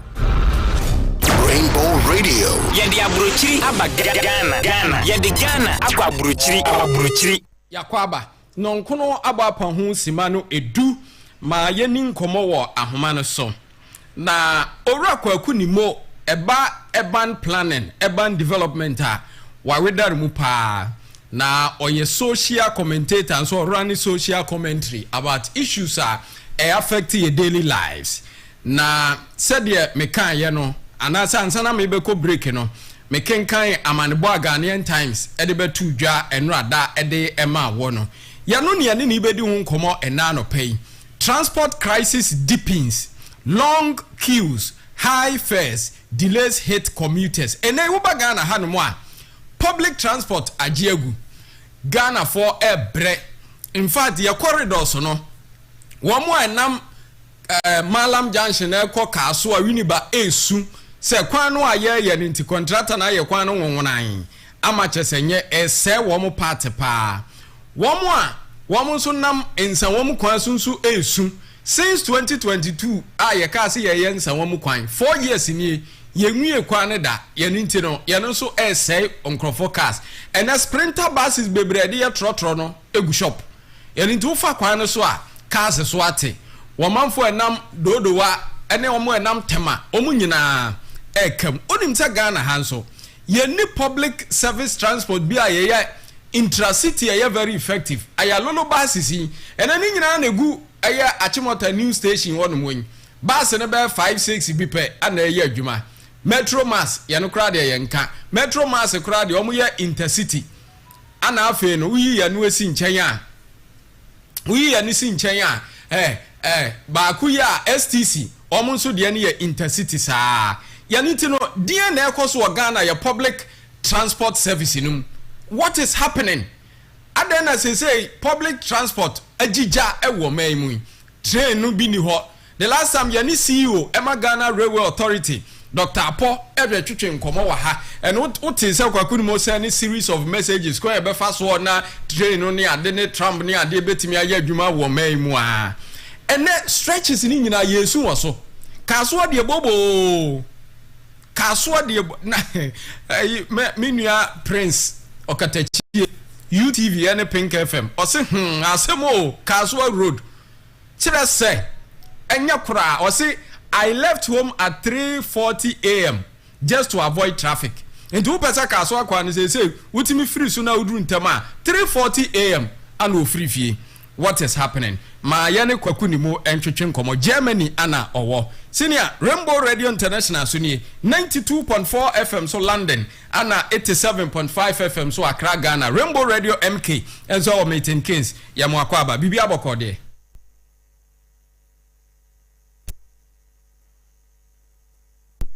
Ebacha oti yanka bibi aboko. Bacho bibi aboko na me bisa se mo nzo mo ho tisen e o Ghana ho. Yehu anadom ye ho ye pa nti se de mi lay preamble no kamia ye se Ghana eba public transport dia ye kamu pa. The fate of the ordinary Ghanaian no is left in the hands of these private trotro operators womun so de some of them take delight in exploiting the people dia na wo say ye say oman trotro ya ana se ye betimi aye bibi amumu we more effective public transport system eboa mo die ne ye die na wo se ye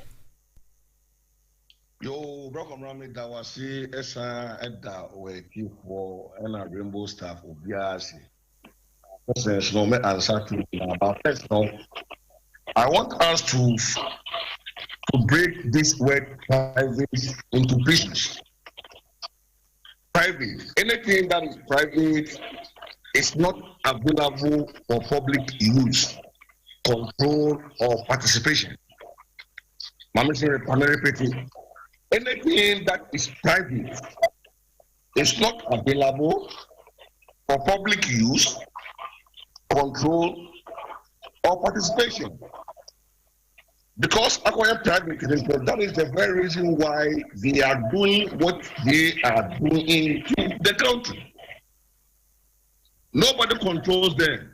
They do what they like, but there is nothing that guides or regulates what they are doing. And I will blame nobody but government and leadership. Like you already said, no, I've read the article concerning the crisis. But I'm not standing there. Maybe the woman, maybe the woman, also the woman. They want to go home. And that's how they actually they want to go to their various working places. And look at how stranded they are. Nobody cares about that. I will blame nobody on leadership. Number two, always I say in Germany, do we have any effective transport system? Yes, we have. Germany, you can start a city. And then, for example, you want to start Düsseldorf, the city Düsseldorf. City Düsseldorf, trains, buses that serve the communities. Okay. Sabas is every community, if it's a greater Accra, Nima, Airport residential area. All those there are buses that works there, and each area I have 5 buses. I have 5 drivers. Every bus has to run for 4.5 hours. Sebastian need to from one bus stop to the next bus stop, no. And we're only 1 and 2 minutes to drive on again to the next stop.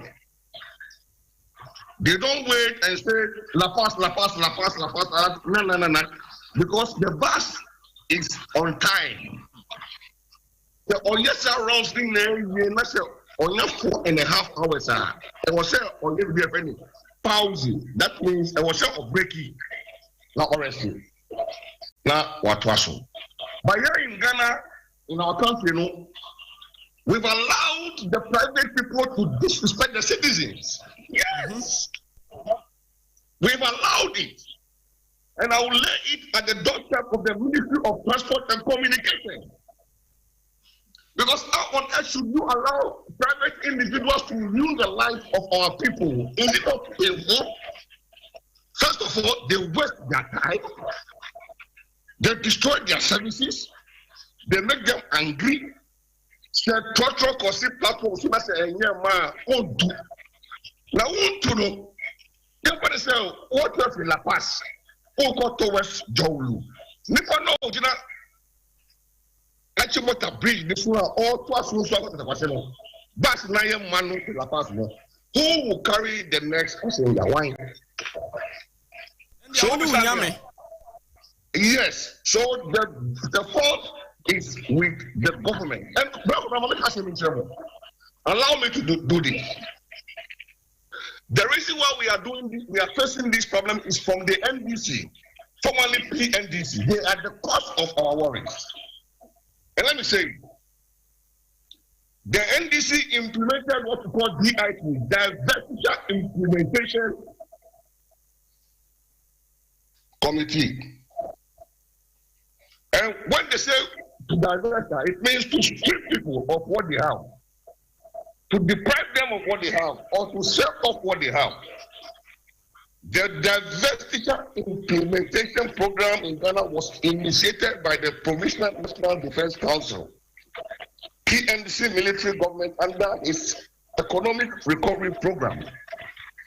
The PNDC government launched the privatization of state-owned enterprises, SOEs, in 1988. To execute this, then the government established the DIC to plan, to monitor and coordinate the sale and restructuring of these enterprises. The legal framework was formalized later under the Divestiture of State Interest Implementation Law in 1993 under the PNDC Law 326. And the selling of things that belongs to the state. On not denying all these opportunities. For now, no, with the Manobesia, the best. Okay. Enti na yenim say even na nkroma time said na mo ko mo anyinyini ka kire yen said your mind no kɔ nanim wo akobadie mu enti mo a manyinyini kakra mo behu se train eye adwuma wo Ghana ha mo behu se ye wo osa sabre no mekai ya pensu na bi free nkran eba ebetwam wo ayire bi ekọ intro 9 ne ebrem ni ade na ye wo osa ewo aha no mo ene yatena won mo ma train no agu kodwo to obia oman bia nyini kọ nanim a wo baako a wodi bi kan na ye 2 na ye 3 na ye 4 no yen ye de ni mumu no egu na egu a eba wiem hyen a egu enso na kra de ye nkọ ene ye blaster line ye pese focus wo ye car transport no a eba ne say ne besi sabri ne empanifo nyina nso atutu kwan wo muntimi ma ye transport system papa o de se ye de free 1992 kura ye kasa yenya president Rollins yenya president Kofo yenya president Mills president Mahama Nanado president Mahama Bio na yentimi nwene eye urban transport system a ebeboa wo manfo no wo makoni abadie mu na ye de yeguso a ye wie yi eba na say welcome, I'm sure for this excellent question. The OSA was formed in the year 1927. OSA was formed in the year 1927 during the colonial era. But Kwame Nkrumah the Ukraine. The reason that Kwame Nkrumah, all the past leaders in terms of Kwame Nkrumah experienced more than many of them. Nkrumah was in America for 10 years. He was living in the USA for 10 years. He left the USA and came to England. He lived in England for 2 years. So he approached the journey not of the 12 years. So when he came and had over the power of government, he supported what the whites have laid down. Let me read something which I said. Kwame Nkrumah was indeed the visionary behind the state-sponsored public bus systems in Ghana. He initiated the push for organized urban mass transit to modernize the country, leading to the creation of the National Home Bus Service Authority, OSA. However, the history of the authority spans several decades of legislative changes. The initial framework, 1961, Nkrumah's government formally established the National Home Bus Service Authority, Act 44, to provide structured public transit for citizens. Until now, Yanu was to provide structured public transport, and the operational word is structured. Public transport is very well structured. Yes. Because when he came, so because he had the knowledge of how they operate buses abroad, also say, okay, abroad and say, listen, the solution. In the move to restructure public transport, his administration passed the National Omnibus Service Authority Dissolution Act 283 to liquidate the original authority and decentralize bus operations directly to municipal and city councils. The post-Nkrumah era, following Nkrumah's overthrow, the system continued to evolve in 1969. The state launched the Omnibus Service Authority, which took over the public bus operations for major cities and towns. They also operated for decades before facing severe financial challenges and eventual collapse in the early 2000s, which paved the way for modern state-sponsored interventions like the Metro Mass Transit Limited. And a former President Kofodi a Metro Mass ebaye. Exactly. President Kofo is one of the good leaders I will respect because he thought about the people. For that one, I'm going to respect him. But the only thing I am say, anything that we do, no omudia kan Kofo bus. Osa Kwame Nkrumah bus. But where Kofo bus. So when you name the buses after Kofo, when the opposition takes over, he will make us say the name Kofo is going to die. So they will destroy all those things, whether he bought it with the money of the country or not. As far as what in the day, Mama care, Kufo care, Akufado care. Your opponent will make sure that your things will not survive. They will kill it. Enti after Kufo na minor buy and also a yin and metro mass. And yenya ayalolo. Jomama one. Omokra ayalolo basis in the omokra by pa. Na me na minim se buses no crowd also sa until some me call Achimota new station ho. Na me ko hu buses egu ho. Hundreds of buses said e be ye beboa eye intracity. Only be ko Kumasi ye rim bank na ha ne ade a. Enso na ya no nso age egu ama ayalolo bus yi wotimi gina ho about 3-4 hours ansa no hu se baako abetwam. Yensua bibia from the atwam no ana a betimi a guide yen ama yetimi aye a well-structured public transport system. Yeah, there is one, corruption. Corruption, which means when you translate it into proper English, the intention or intentionally doing something that you know is not a good thing. Number two, your maintenance culture is very poor. Only the old call Abosokai around the Obechebi and Secretary. There is a big yard. I want to know for maintaining of our buses. Check and see if that yard is still in existence. And that's the kind of one of the other stores. Number three, leadership. Those who were appointed in those units, they are party food soldiers. They have no idea about how to run transport, and they just give them there to lead the country. So when you put them there, the only thing they have in mind is to do business. You two parts near home. And I'm making every vehicle that you see on the road is something that is done with bolt and nut. Vehicles were not manufactured to travel on bad roads like we are having in our country. If your roads are bad, you can import 20 million buses. The buses will not have no lifespan to exist. So before we can run an effective bus system in the country, President Mama must make sure our roads are good. Then we can have effective bus system in the country. Look at how disgraceful we are doing to ourselves. The kind of roads we drive on. No wonder they are buying Pajeros, they are buying them cruises. But what about the ordinary Ghanaian who don't have the money to buy Tico? Are we talking about those people? What kind of leaders are we having in our country?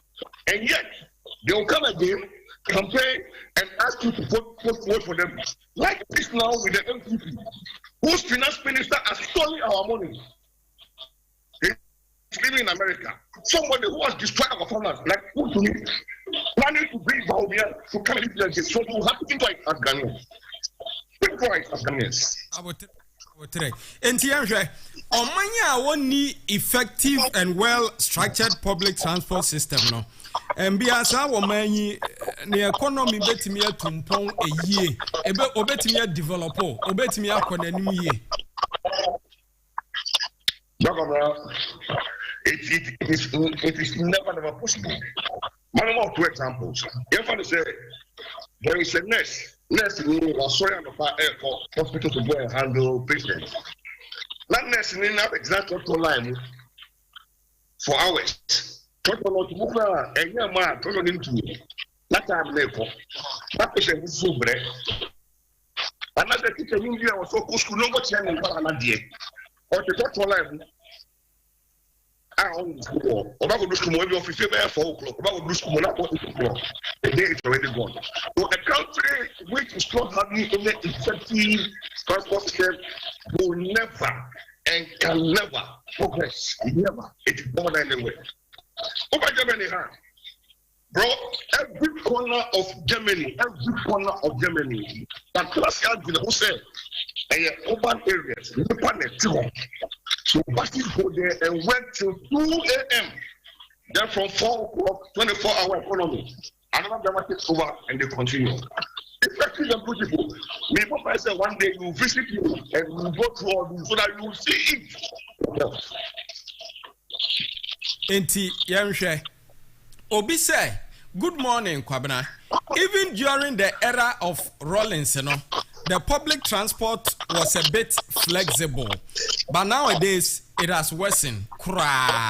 Okay, ya no wasemana yegusu aye kan say dey enye kra because long queues too much.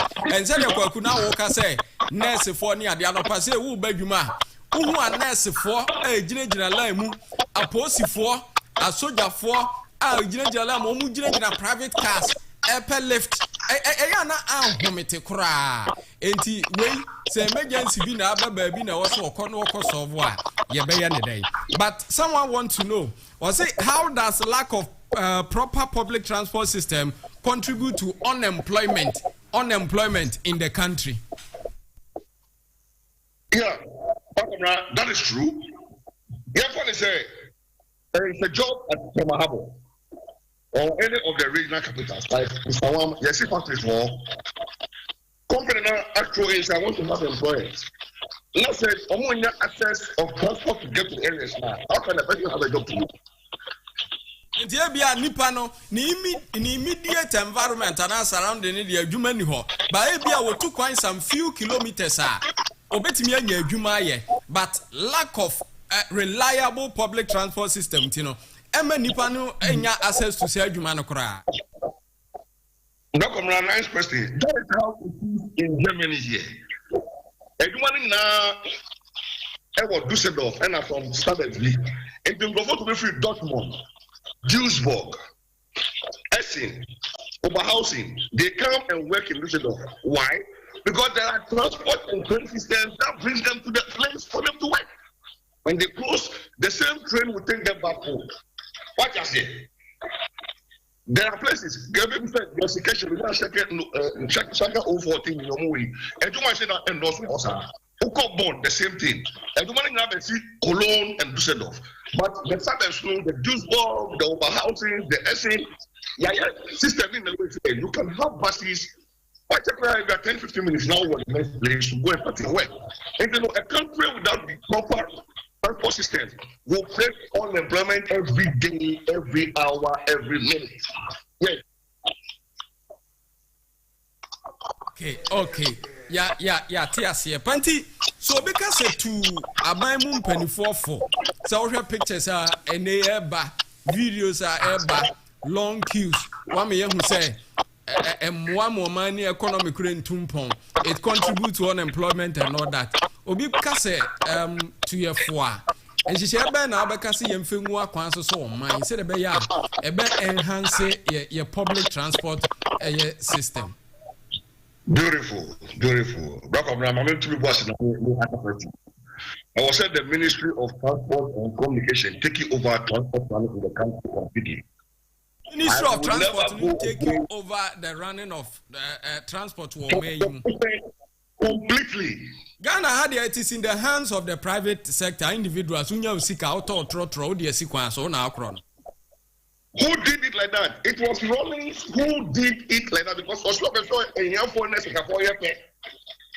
so the way now a young foreigners is to bring in the GPRT and tell me which country in the country, which road is in the country belongs to a private person. Which road in Ghana? Into the young Shisha, you bet me dear Guaca, so a baboy and Wadaruma. It is the GPRT meaning condemn private work. No.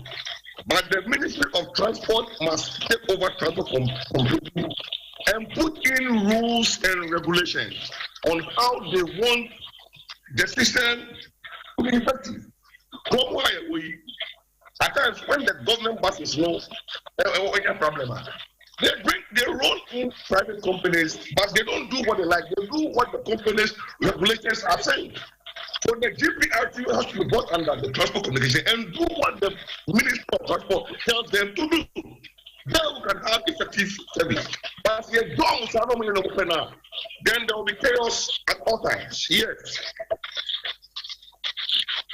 It is a my bus and eba. Now say ABA, sa journey now will make obey one city. No your problem. Near invite private sector and so on. Or no member can say media me 2 series and 3 series obe work according to and shishaya transport ministry ne dia gu akwan so no Talk of Benjamin Flow. Come on, you have to be abo ticket. Abo ticket is a subscription ticket. Yeah, they are small. You go and buy it from the transport companies, and every month they go into your account and take money. And the plastic ticket, you know, what to make the full bus, what to make the full train, what to do one, they are purchased. Who transport now is the logbook. The number of rounds that you do per day, you write it down, then at the end of the month, the transport company pays it.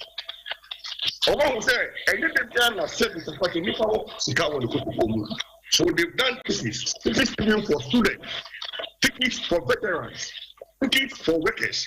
At the end of every month, you know, they go into your account, led by the Ministry of Finance, to go and take the money. And I can tell you, any kind of news, you can see that they are buying new buses with air conditioning. Every 6 months, you see new things. They are using the money for the job in which they are. And you know, we have to have a ticket system, which you have to go and buy from the Ministry of Transport, and lay down principles, then you follow it. That's how it's going to work. I say more. How long do we have to go? Ghana now said the new material. Do you think we have a very long way to go? Say, I've been a Ministry of Transport fund who made Jim near no buses, train and all that. You're quite there anymore. Dr. Question with a very, very, very good. This is where the word vision comes in. And it's what you I did that when this school and son I will take over leadership. The kind of book be how the British were able to go during the time of Tony Blair. Before said Tony Blair that took over the leadership of Britain, you know. Now, when the problems the country was going through, or in phobia, I'm a market and say, when. So before he took over the premiership, you know, from day one, Tony Blair knew where he was going to start from. Let me say, for example, if tomorrow I become a president of Ghana, my first priority is to make sure that people will drive on good roads. So that there should be yare, good hospital. I know good roads, good hospitals. Nobody must be allowed to sleep on the floor, and no worker must be late to go to work. No. Yate ase kwaku ma yemfa na de ni nsi a na me sure say adwuma pi no aguso ebekoso ewo ho da chi bia ye besan so adi nkomo bio na afi no yahwe kwan nyina befa so na Ghana e develop nti imagine say bia person oba Ghana na say o car ewo Ghana ha no omo fra o ka kire say o car no a develop fort obetwa me ya wi ansa no waba ana obeka say oh no problem meba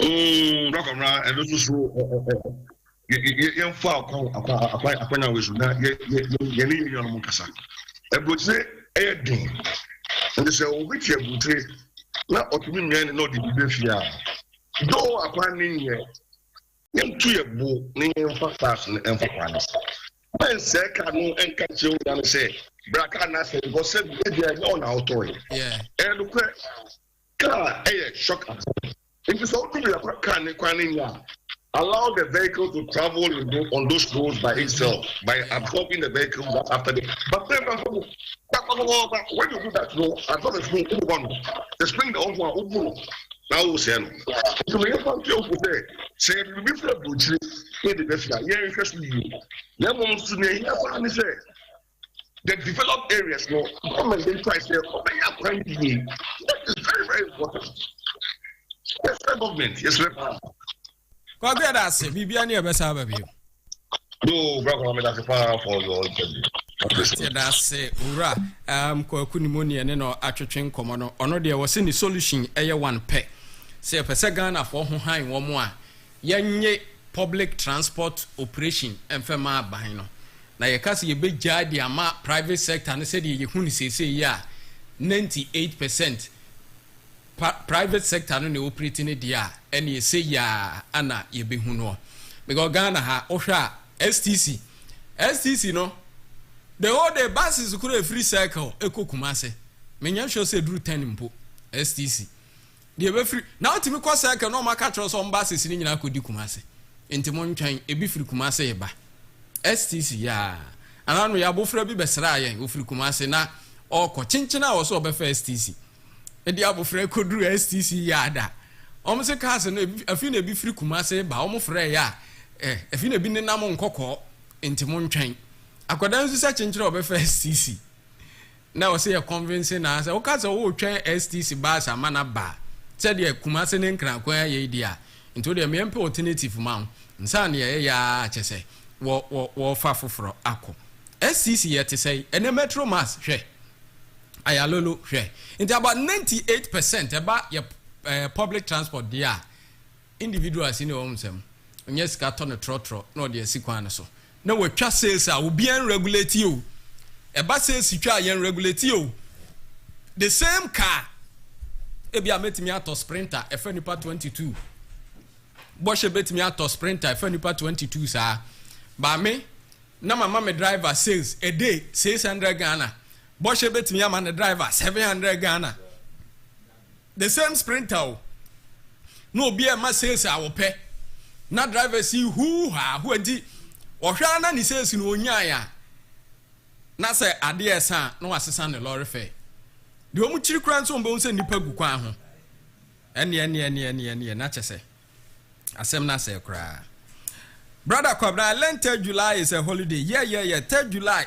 holiday ni 1st July but the 3rd July enti ya pushi at the 3rd July Fitech Limited bemwanya asase na jawato no we develop Fitech Limited intie ne nipa pi ya nyansa ase mo masisi wo dan de asiso ya wonsa ase wo kaso akoti amasaman ashalaja Fitech aye adwuma ya che eyenti na agina abedrum pempenso a edrui ensa ase ne dayie ya di market dada okwa wo kire wo plot number wo pani ayi di amount ebo no wo form ye wo payment term wo nso ebeboa ensuo tutoi ye de ensese ye bo to nsa fro se bra na bagye asase behwa asase ye dayie eso we se te se bosha asase so no eye kama papa ensuo to enyirim fa so da na emum se wo pese wo twe Ghana water na pese wo twe light ekode only problem because insase ne dayie pa ye yinsase ne bia ya tebo no so a ye de ma wo period ya ye wo mu ensuo nya atotepe asa enti wo pa biribia de beto asase afri Fitech wa menye sabri ya Fitech Limited ye wo ka so a ya ben GCB bank na wo ka so wini bakwan ne so no me pa cho frɛ 0244 43 53 45 0244 43 53 45 ana 0249 969 008 ka so na Fitech wo de odru ka so ado ni kire wini bakwan so fru overhead ne sane ukọ anim kakra wala ntu junction okọ anim kakra bi obon da na GCB bank room ni nchem ho wura hɔ a obon Fitech dan kese mua ni nyina eye Fitech offices nko a moma yemfam komo infri chosi mra we de yem dada yem komo dada sini akwaba yemu bibi aboko de adom na de tie nie onza yegusua ye say no to drug campaign okay zede na no mekan na so be ka tire say ya mama konya mbetimi access schools sanity na nyame ya adom a memne ya ebe yeni echire Achimota Senior High School. Oh, okay. And yeah, turn south for all media houses. Mimi there be 9 a.m. exactly. We would GD mapa say Monso Mbaba cover story amaye. Na many a gardener the world him no. I ain't say kwaku gardener evil no. And they waba. Bravo for there. Adom. The last time buy only be din komo na fe yesu chosen kama ka fe mi busa wasi bi o yesi uni hobby o. O say free chosen. Me sign free chosen kakra chosen baby a ekope ensesan ni abrabo pa. Enti no me hu ni say udru baby na u feel say irade aye o sa adom na obekọ wanim na so wa try wo di ahwe. O try wo di ahwe no enioma bi twinwechire saa nneɔma wei kɔfa wɔntwe pii baeɛma ɛbɛyɛ sɛ nneɔma ɛsɛ nkamesua na mede yɛ den ɛkɔ saa kwan no so no na ndi yɛ nhyɛ ma nti masan ba mechi ɛbɛfa deɛ aka na medi mu na okoye dey me ko try bibi from my own yes social life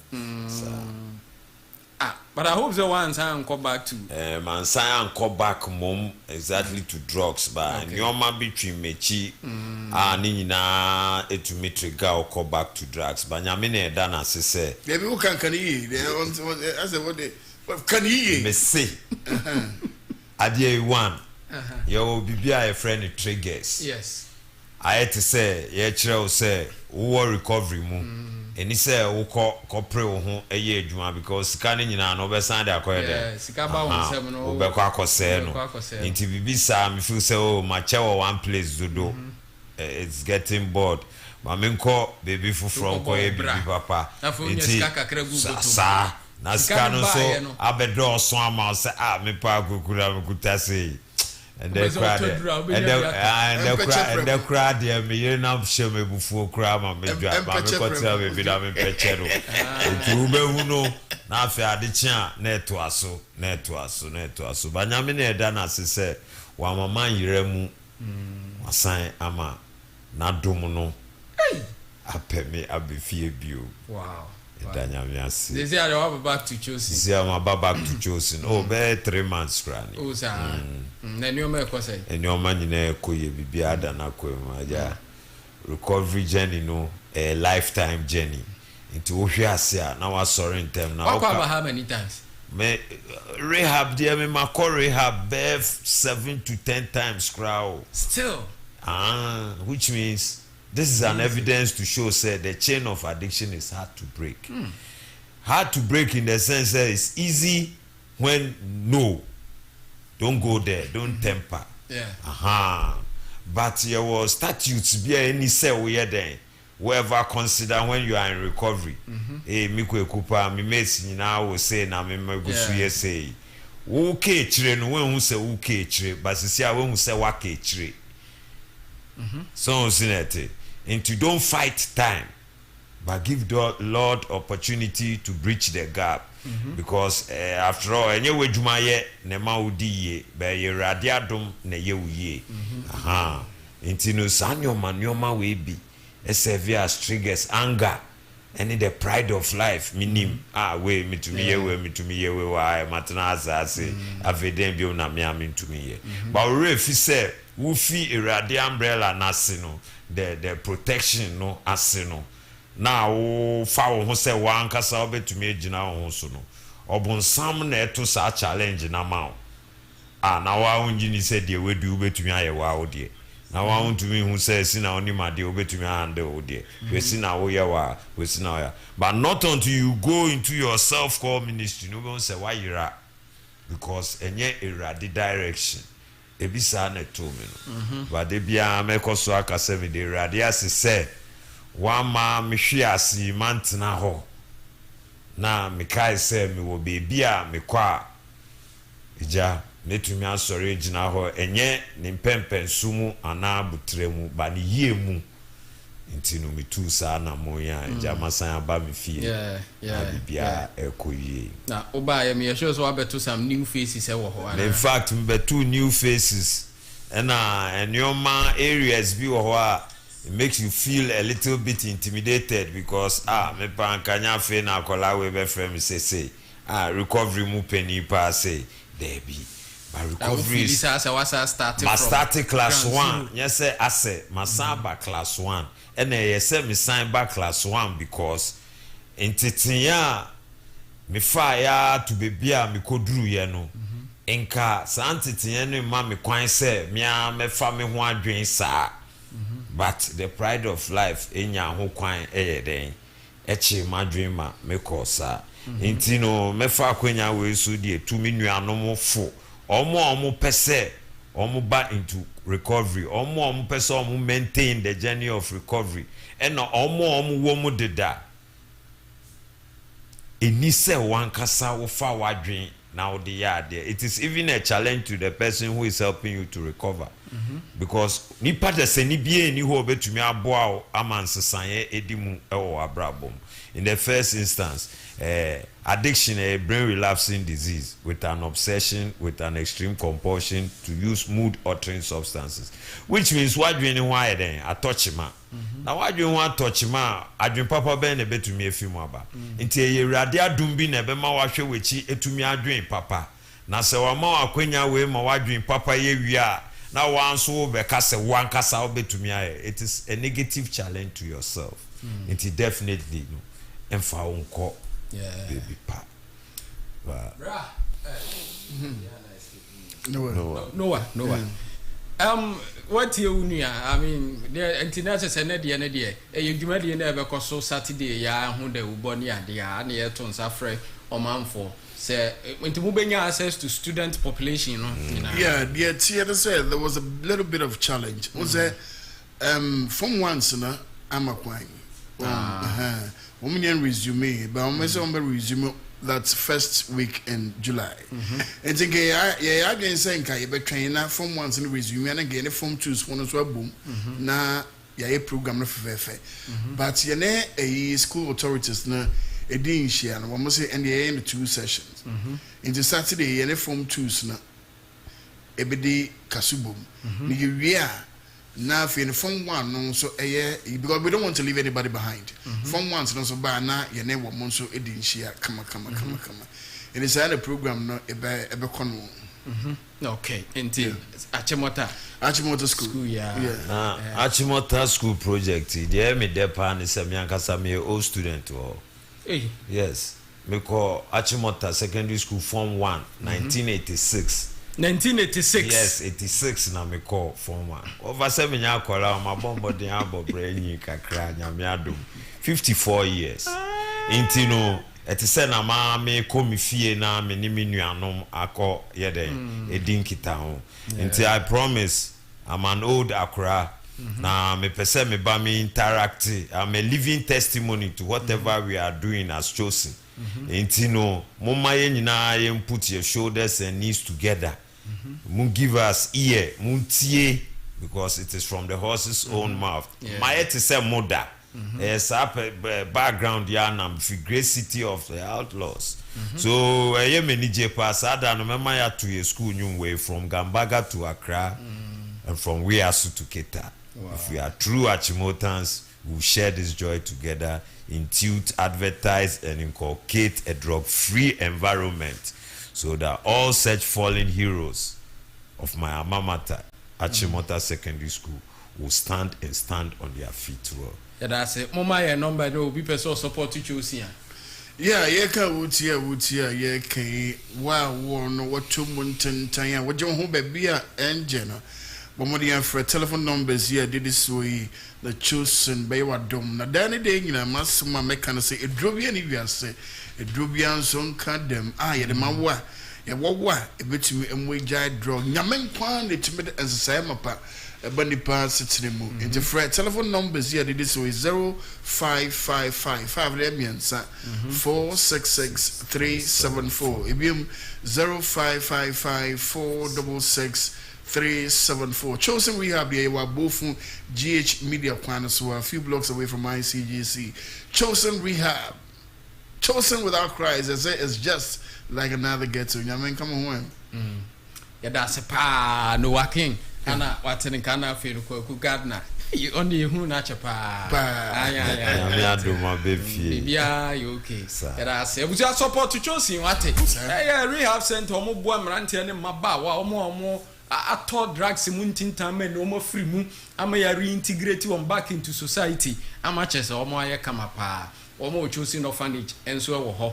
Ya no, Mofra, Oma for Omoa, Omo share Omo near choosing a far Omona, Omo Santity, Apostle Kobe Washington, or Bojuma Pa and Timisrel. Mon support to choosing. Who support to choosing rehab? Now support to choosing orphanage. Who do birthday be or anniversary be? Company be ebia mu di mu anniversary bi na mo pe baby akoye donation na mako donate ama choosing rehab na say wu twam wa chemota wa hu say omo ho no as omo si dan no bi keka ho mebo a you say na edu roofing level na yes kuma 200,000 Ghana cedis for roofing no kwa and the ever say and grand crown some will be a philanthropist who so percent odom ye na for your numbers no nyame so e be dom san 0555 466 374 yes now I support to choose Yadamasepa Lower King ane eye Kwaku Gardner no ate wo monka no abusia ye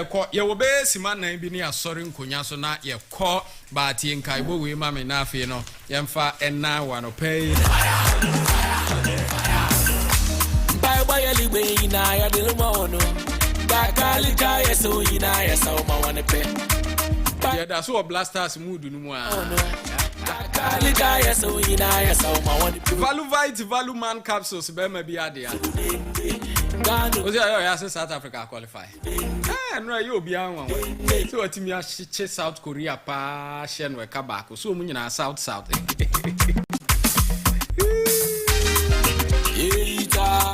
Value man capsules be me be ade be ma wo pese o ye be ma mu ma nsenka bi if I charge ginseng ni stimulate wadwene more about mental performance and reduce stress and afi zinc no improve testosterone levels so no eboa ma be ma oye fertilized na de bia watimi abodwuma nkasa garlic ne mamoja ne dia frusan ye wo ni pedua ne muntima onsenka bi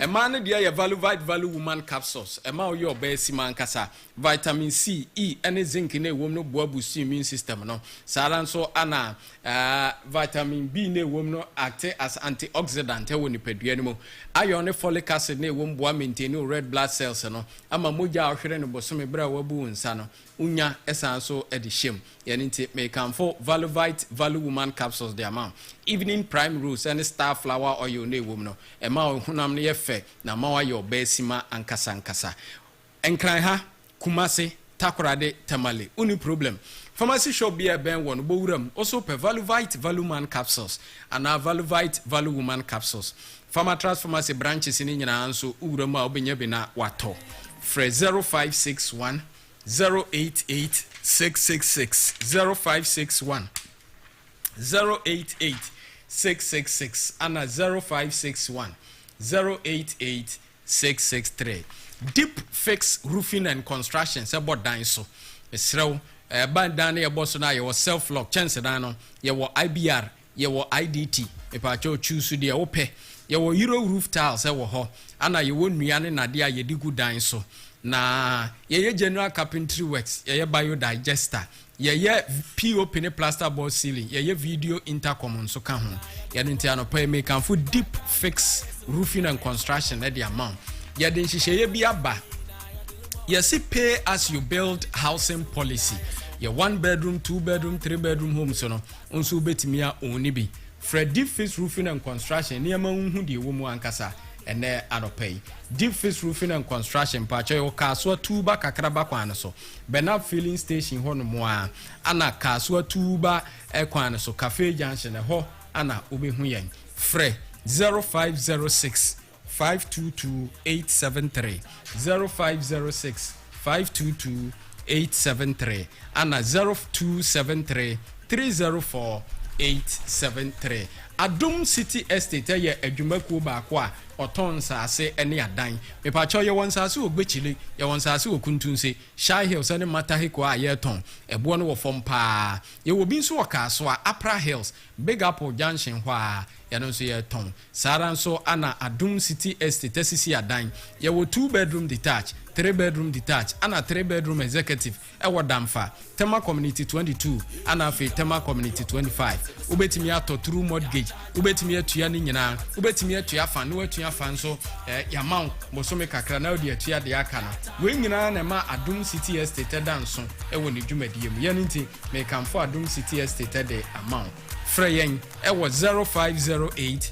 676545 0508 676545 and 0501 289066 0501 289066 na ene Adum City Estate Entwetwe Enkomo Anopay. Amen Scientific Ebe na Alternative Medical Hospital na Mdija wo. Epa chew ayaresabia mapa ayedi mu pa. Wodi ene ya wo ho asem anase stroke ye beboa. Bibi biara ye bodi nse ye yade amen beboa. Amen akofa fidie bi aba. Eyisu magnetic resonance technology. Eye ni pedua no mu hwemu hu bebi ayade na ko hinta na akira no aduro ne de account na wanyo ayaresa. Enkran ha amen wodome Obensinet flat no ana lashibi klagon so oben ashaman under bridge no. Free 0245 275254 kai say amen aye adwuma ya che wajimu abasubo pi na yete amen ka enye ne nti wokwa nokure wom ne beka kire wo 0245 275254 ana 0207 229505 nane amen entwetwe nkomo anope abusia ya do besi anoma no pe daddy boshe ba kwabra fi ye hye de bre war Medred Benito Joshua ya da munyina ase gospel light bana mid morning show no edire ene na pamfa beto aso de ama medin ene kwabena e Japan ahaya wutie eye Rainbow Radio International yo husu ye na ahwe husu ya benyina che ya cha leti afutuo sanse futuo hwe no enye duabo